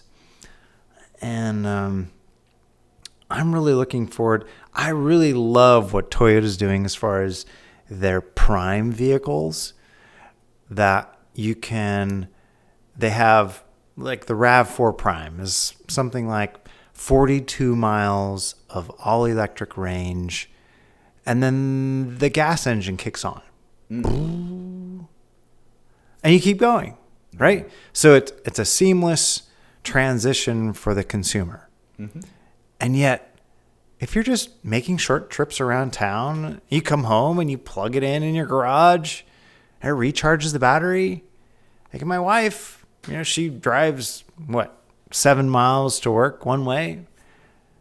She could drive to work. She could drive to the grocery store, do whatever she wants to do at the mall, and come back, plug in, and she'd have to refuel like twice a year? Because most of her trips are going to be less than 40 miles. And so I think that's a great approach. Getting those hybrid vehicles in, you're not taking out gas vehicles. And the way that Toyota's done it is they directly connect. They still have a direct connection of the gas engine to the powertrain. So if you want to have it on full power mode, you floor it. It's using the electric motors and the gas motors to drive the powertrain. You get a lot of performance out of that thing. The RAV4 Prime is surprisingly quick. So you can have the performance that you want, the convenience of gas fuel if you want, and the efficiency of all electric when you're just driving around town. That's a great approach. I think that's a wonderful transition point. Like, we can have super efficient vehicles that are hybrid electric. You plug them in when you get home and you have some all electric range, and 90% of your driving can then be all electric on a small battery. So you don't have this huge combustion source because you've got a small battery that's only good for 40 miles.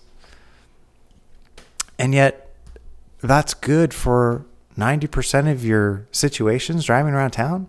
I mean, that's a great solution. Yeah, I owned a Nissan Altima hybrid once. Yeah. It was pretty cool. I didn't have to plug it in. It was just... I was so excited the day I bought it. It was like years ago. Like 2012. Yeah, 2012 I bought that hybrid. The battery was in the back. It was a V6. I could get usually 40. Nice-ish consistently. Low ball 30. But so how it worked was you would find, so like under 40 miles an hour, as long as the battery was charged and I'm not sure how the battery was charged. It wasn't charged from braking, okay? I'll tell you that. But it was charged from however the hell it was charged. From the motor, charging the battery. Have to be, yeah. Usually sub 40 miles an hour, it's electric. And then on the highway, you could hit these sweet spots. So you try to find these sweet spots where it's like, okay, like 65 or 62 to 63 miles an hour, it'll all be electric. And you watch the little electric bar just run as it's all electric. And you can go for a ways. So yeah, it was a lot of fun. And the little battery bomb was safely in the back. Yeah. Too. So I only had to worry about getting rear-ended. Yeah, I've got a Honda Civic now that's a hybrid electric like that. It's not a plug-in hybrid, which I wish it was. Because with what you're talking about, you still have to charge it with a gas engine.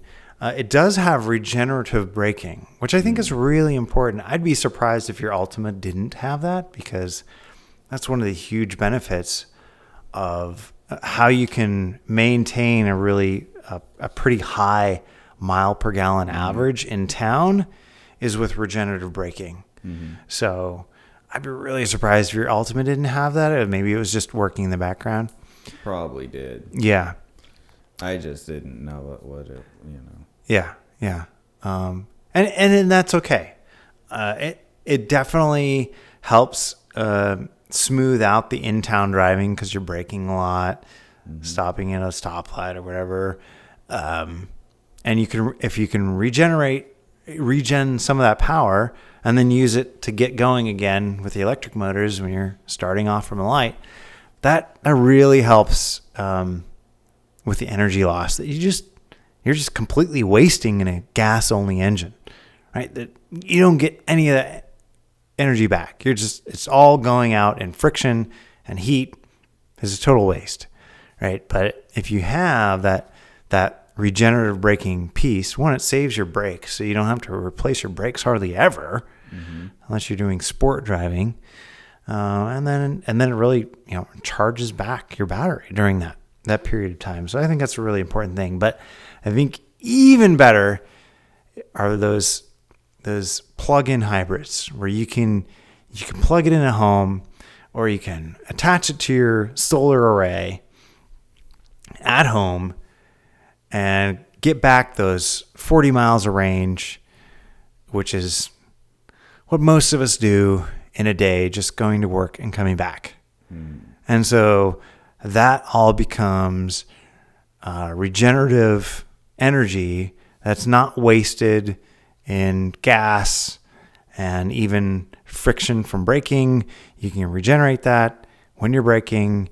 You can get your energy back at home or from your rooftop solar array or whatever. And then you're hardly using gas at all at that point, except for your Thanksgiving when you're going to see your relatives that live in another state. Okay, now I can just fill it up and keep going, So I think that's a really great interim solution until we refine the battery technology so it doesn't explode when you get a little cut in the battery cell, and or advancing the hydrogen technology so it's more efficient and practical and safe. Yeah, I think that's good.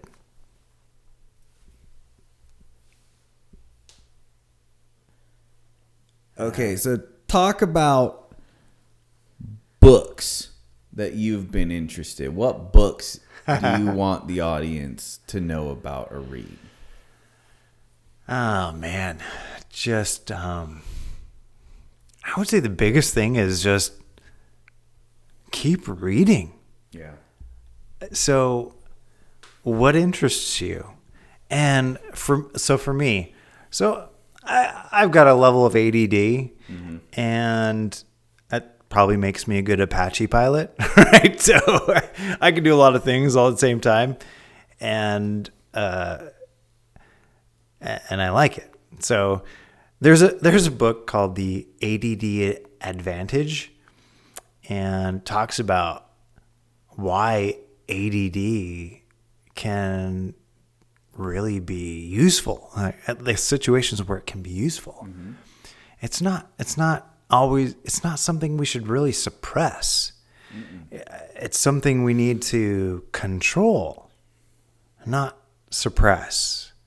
So we want to use pharmaceuticals for everything to control our lives exactly how we want them. Like, hey, I'm getting fat. Let me take a drug.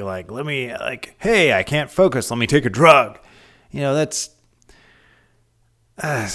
just, it's a downward spiral, because all of those drugs have counter effects. They have, side effects is what I'm talking about. But there's always a trade-off. You're trading something, mm-hmm.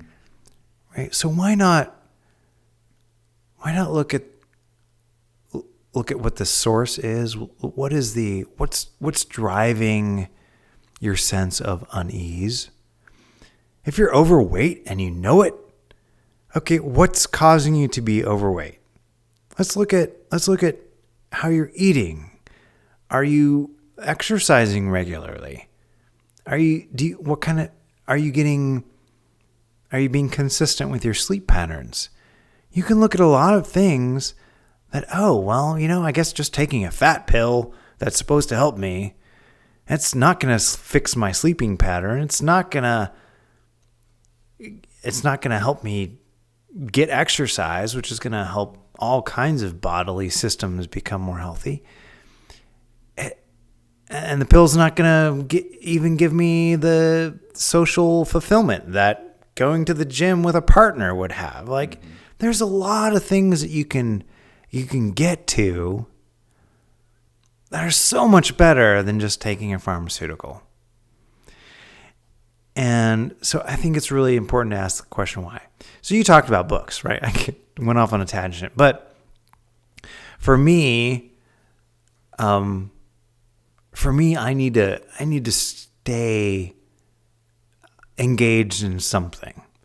So for me, just sitting on my couch or in a chair and reading a book is really difficult. Mm-hmm. I start critiquing the author.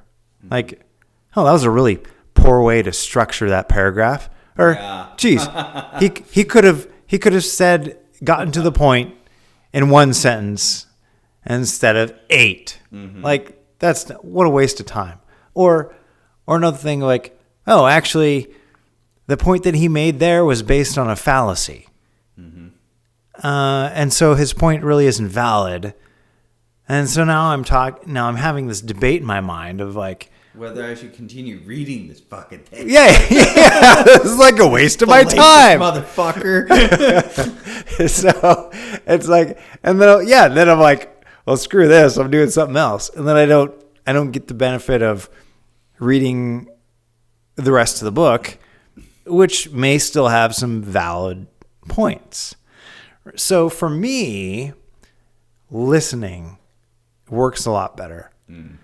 And so if any of the listeners here, and there's a good chance because you're listening to this instead of reading it, right? So you're listening to this, you're already probably predisposed to listening to content to get some benefit from it. Mm-hmm. So I highly encourage you to invest in some kind of listening medium. So when we think about how we invest our time, how we invest our efforts to make the best improvement of ourselves, so look at your budget. Do you have a budget for learning? I mean, really? Do you? Have you? What kind of money have you set aside just for improving yourself versus just whatever? Mm-hmm. We budget for food. That's important. Mm-hmm. Right? We budget for housing. That's important. And then we have all these different things, and maybe we have our, like, hey, this is like, do whatever I want to do with money. That's $300 a month or something. You know, I go to the club, I go drinking, I go whatever. But where is your budget for improving yourself, improving the knowledge that you have? Because the more knowledge you have, the greater ability you have to intelligently direct your efforts and direct your energy into improving yourself, improving not just yourself, but the lives of your family or whatever else is important to you. So, it's really important to make that a part of your budget of what am I doing to improve myself this month, every month. So, I personally have a subscription to Scribd. I used to have a subscription to Audible, but I don't like how Amazon's been like nickel and diming people to death at raising their subscription rates to Audible, to Prime, even now Prime Video. Now you have to pay an extra $3 or $4 a month just to get it commercial free. Like, wait a second, I'm already paying what, $120, $140 a month or a year for Prime? Like, come on. So yeah, I'm kind of protesting that a little bit. So I'm going away from Amazon products. But yeah, so Scribd is one that I latched on to. It had some, I could just, it's like access to a massive library. You can get things on there to read, and there's a whole bunch of audiobooks on there. And you just pay a monthly subscription and then consume whatever you can. I really think that's important for people, just to look like, okay, maybe you like fiction. Okay. Fiction has some benefits to expanding creativity, and creativity is really important in a whole lot of spaces, right? Mm-hmm. But also making sure you balance that with things that are going to improve your skills, that are going to improve your understanding of the marketplace. That's going to improve your understanding of, maybe it's SEO optimization. So whatever you're doing, you can actually get results in search engines. Maybe how to post regularly on LinkedIn so that you start developing a following, or maybe learning about what's important for the latest Google, YouTube algorithm to drive traffic to your channel, or different. Just keep expanding. Like what is it that makes that's good for health, or what kind of exercises improve focus? Because I have ADD, so what does that look like? Oh, well, actually, running is a really good thing to do for that. Mm-hmm. And then that can transition into different foods and learning about that kind of stuff. And I think we'll maybe have another podcast on that, because I'm really passionate about food and health in that respect. But I think as far as books go, just don't underestimate the value of continuing to learn. So I've got a friend who's said for years, I would love to have a storage unit that I could manage, and it'd be a great source of relatively passive income. I'm like, okay, great. Great. Now, what are you doing to achieve that? Well, what do you mean? Well, you have a dream. You have a relatively focused area of what that dream entails. Like, okay, you want to generate passive income, and you want to do it in storage units. Okay. What are you doing every week, or even every day would be a lot better, to learn about that? What are you doing to learn about how you can get investment, or how you can use other people's money to create the investment? Or what are you learning about real estate contracts? What are you learning about your local market? There's all these different pieces. I don't know. I want that someday. Okay, dude. Like, take some action.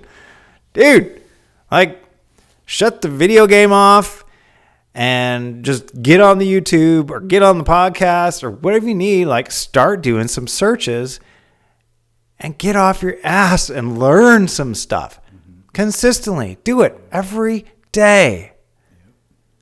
Amen.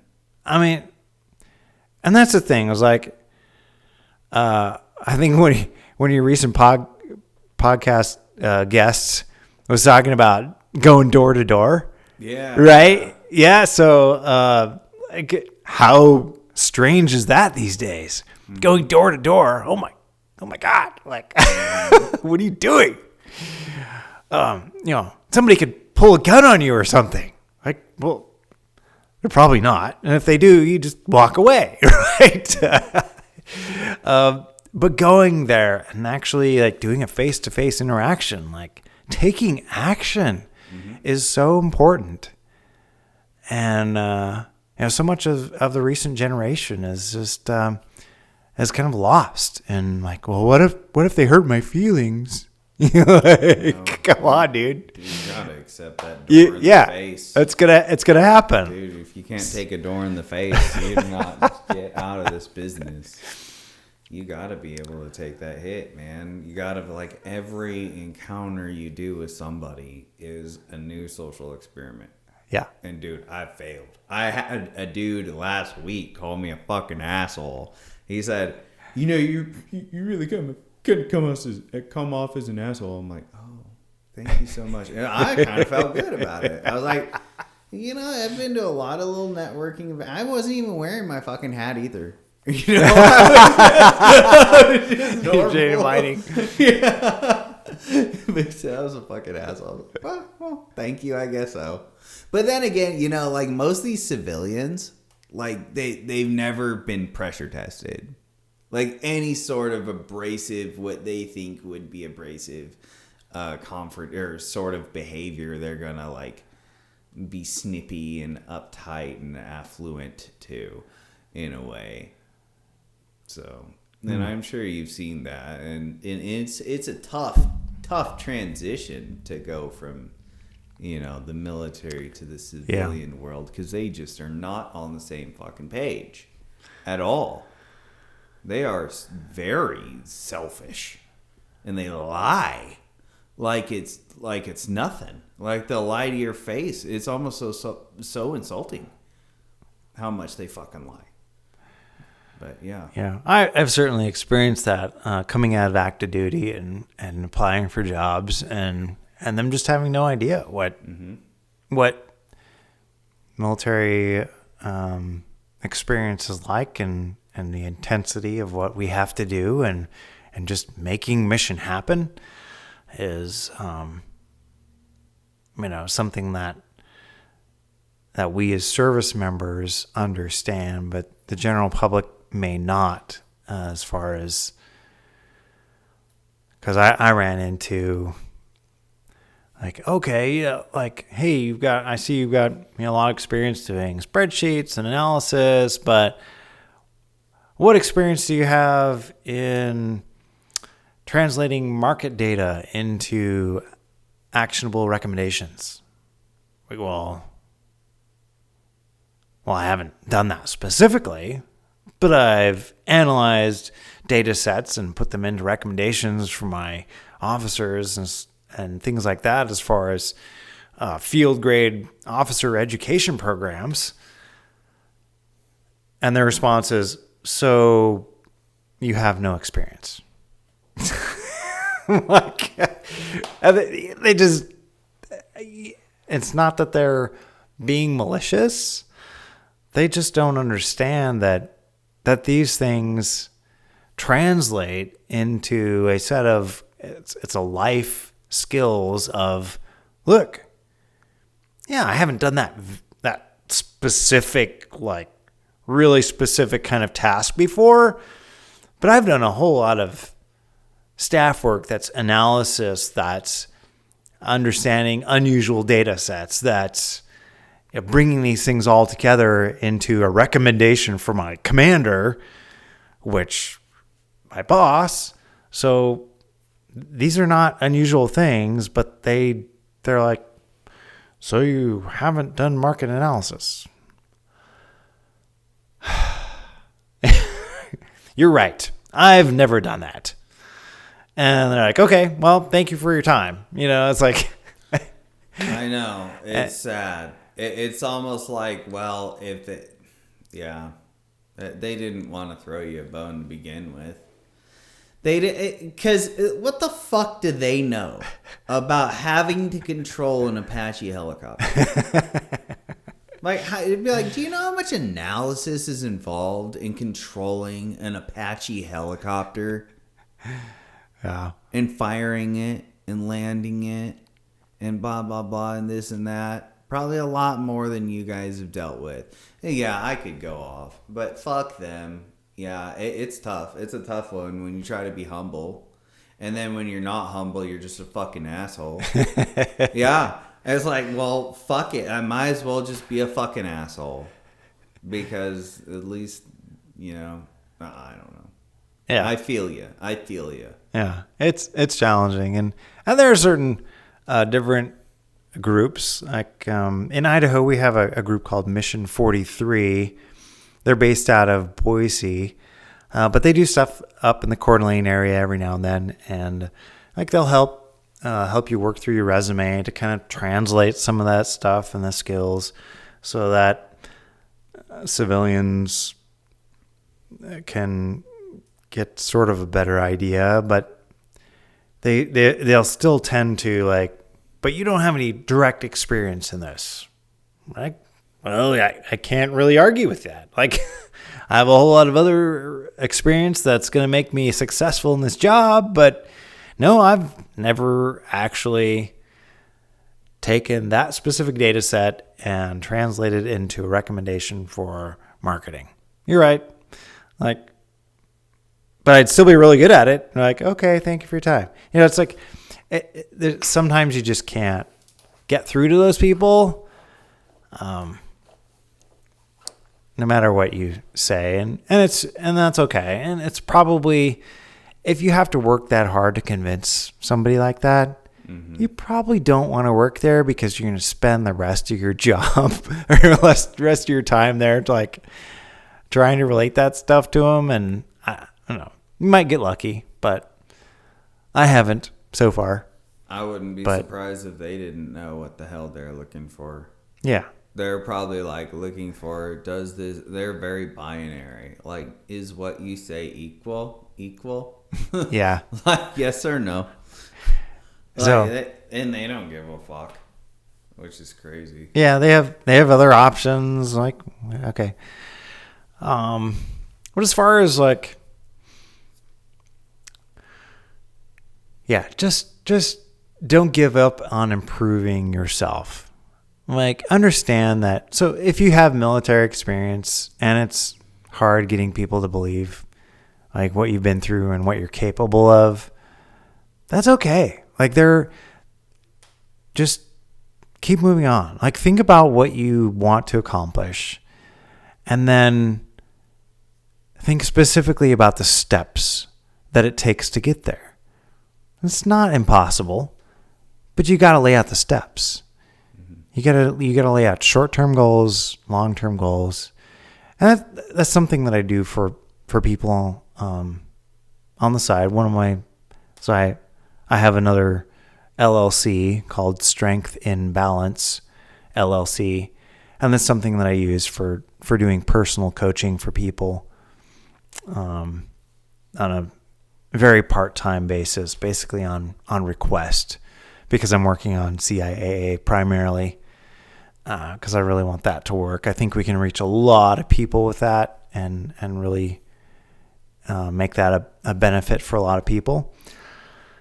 But as far as personal coaching goes, like just, stay at it, connect. If you're feeling alone, connect with the community, find somebody else. There are veteran groups around. There are other groups that have similar interests. Get out. Just don't stay in your home. Get out there and find something. Like in Coeur d'Alene, there's the Innovation Collective, which I'm a part of. Lots of people who are interested in the entrepreneurial space, that have great ideas, that are connected with other people. It's a great way to connect with other people that are interested in improving themselves and starting businesses and doing things. So I met my business partner there at the Innovation Collective in Coeur d'Alene. And Innovation Collective is national now. They're in a lot of different cities. And but just get out there. Don't let yourself fall into a woe is me, or like I'm just like I don't feel like going anywhere. Connect with somebody and who has a similar interest as you, and then ask them, what are they doing to pursue that interest? Maybe they'll tell you about a book that's interesting to you. And then maybe as you're doing searches on the internet, you can recommend something to them. And so it's just so important to have somebody else to kind of encourage you, to push you along, to act as that kind of iron sharpens iron kind of concept of challenging somebody else and them being able to challenge you. And so like I got a workout partner. I've been thinking about like, I should probably do the gym thing, or like I wanted to start building muscle strength again, just to improve my own insulin sensitivity and regulate my blood glucose, that sort of stuff. And so I just, on the last story summit at the Innovation Collective, we do a becoming statement of who we want to become, who we are becoming. So then we proclaim that to everybody else in the room. And so there's some measure of accountability. And it's fun when people will contact you like later, like, hey, are you doing what you said you did? Okay, I'm a little bit behind, but I think I can catch up. Okay, just and I've done that for other people too.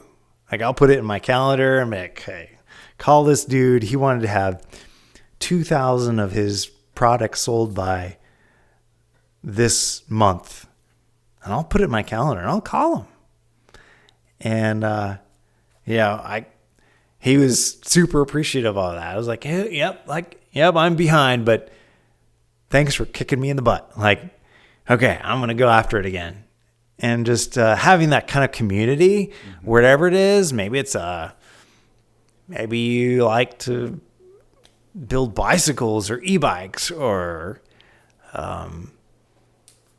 play tennis, or I don't know, whatever you want to do, but get some community in there. Have somebody else connect with other people that have that same interest and that are going to encourage you and challenge you to grow in that. Maybe it's music. I'm also a vocalist and instrumentalist, so I play bass and guitar, mostly 6-string bass, and also sing bass and baritone. But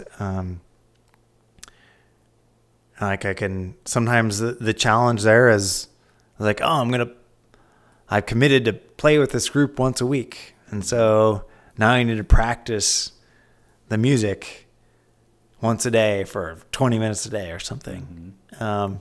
Just something that you have that level of accountability is going to help you learn, grow, and overcome those challenges. When you run into something, you don't just go, I'm just going to stay home today and drink. Nope.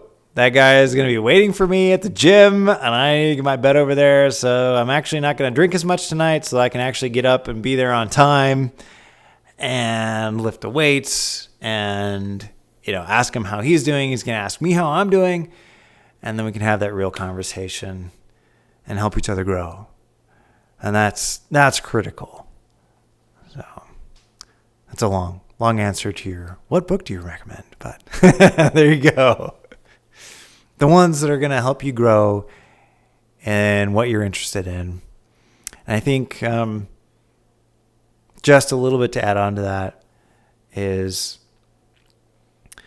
there's an old book called How to Win Friends and Influence People. Dale Carnegie. Good one. Yeah. I've read it numerous times. Right? And I'm not sure if there's like kind of like modern language. I think there are some versions that are a little kind of updated, but it was written in the 30s, something like that.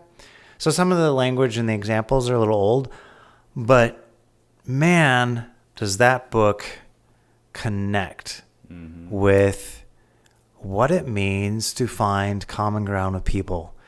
And so much of what we see in the media today is so polarizing, like, oh, right wing, oh, left wing, oh, like, we can't agree on anything. It's stupid. It's stupid because there's a whole lot of things that you can agree on. It's usually the method that's the major point of friction. What we want is we want a successful society, right? We want a society where people are respectful to each other. Those are things that we want. We want a safe place to be. Now, if we start at those like, yeah, like, oh, okay, those are 3 things that we agree on. Wow, we're okay. Now we have a foundation. Now, how we get to those things is going to be different. But if we can start with a yes and a yes and a yes, man, that's a really great place to start from to like making progress of now, how do we get there? So I really recommend that book to everyone high school and above. That's probably going to be a little too challenging for anyone below 9th or 10th grade, but really great book in understanding how to achieve with people who have different ideas. Super critical skill today, and really it's a timeless skill. And Dale Carnegie was, I think, probably the first one to, at least the first person that I read his work of that really laid it out in a way that was really clear and understanding how you can work with other people. And it's not just finding friends. Like, oh, I have enough friends, I don't need to read that book. It's not about that. It's about creating a relationship with people that you may not have a friendship with, but that may feel like more of a friendship, working relationship by using the techniques in that book. So I think that's a super important book for any adult to read and to really try to digest it in a way that is going to make them more successful in business relationships, friendship relationships, pretty much any kind of relationship in life. That's a great book to start with. Tell me where you find your sense of self-worth and I'll tell you what you are. That's what Dale Carnegie said. How to win friends and influence people. So on that note, where can people find you? Well, you can go to iancosby.com, spelled IANCOSBY.com, and that currently forwards you to my LinkedIn page. But I plan on expanding expanding that into including some of my YouTube channels and things like that in the future, and maybe some more of my work. So yeah, that's a great place to go. And then I do have a couple YouTube channels. One is just Ian Cosby, my YouTube channel, and then also Strength in Balance, also as a YouTube channel. And our company website is ciaa.tech.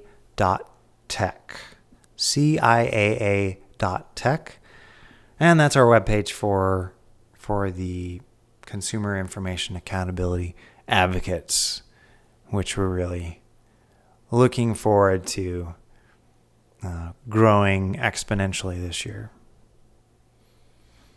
Well, there you heard it, folks. I hope you guys enjoyed this podcast as much as I did. Be sure to check out all of Ian's links in the video description below. Be sure to like this video. Remember that sharing is caring. Subscribing is what winners do. But smashing the bell is what Steve Jobs would do. Be like Steve Jobs. Remember, please leave comments because they improve ranking and add prominence. I'm Data Mining Mike. Bye. Thanks, Mike. Bye.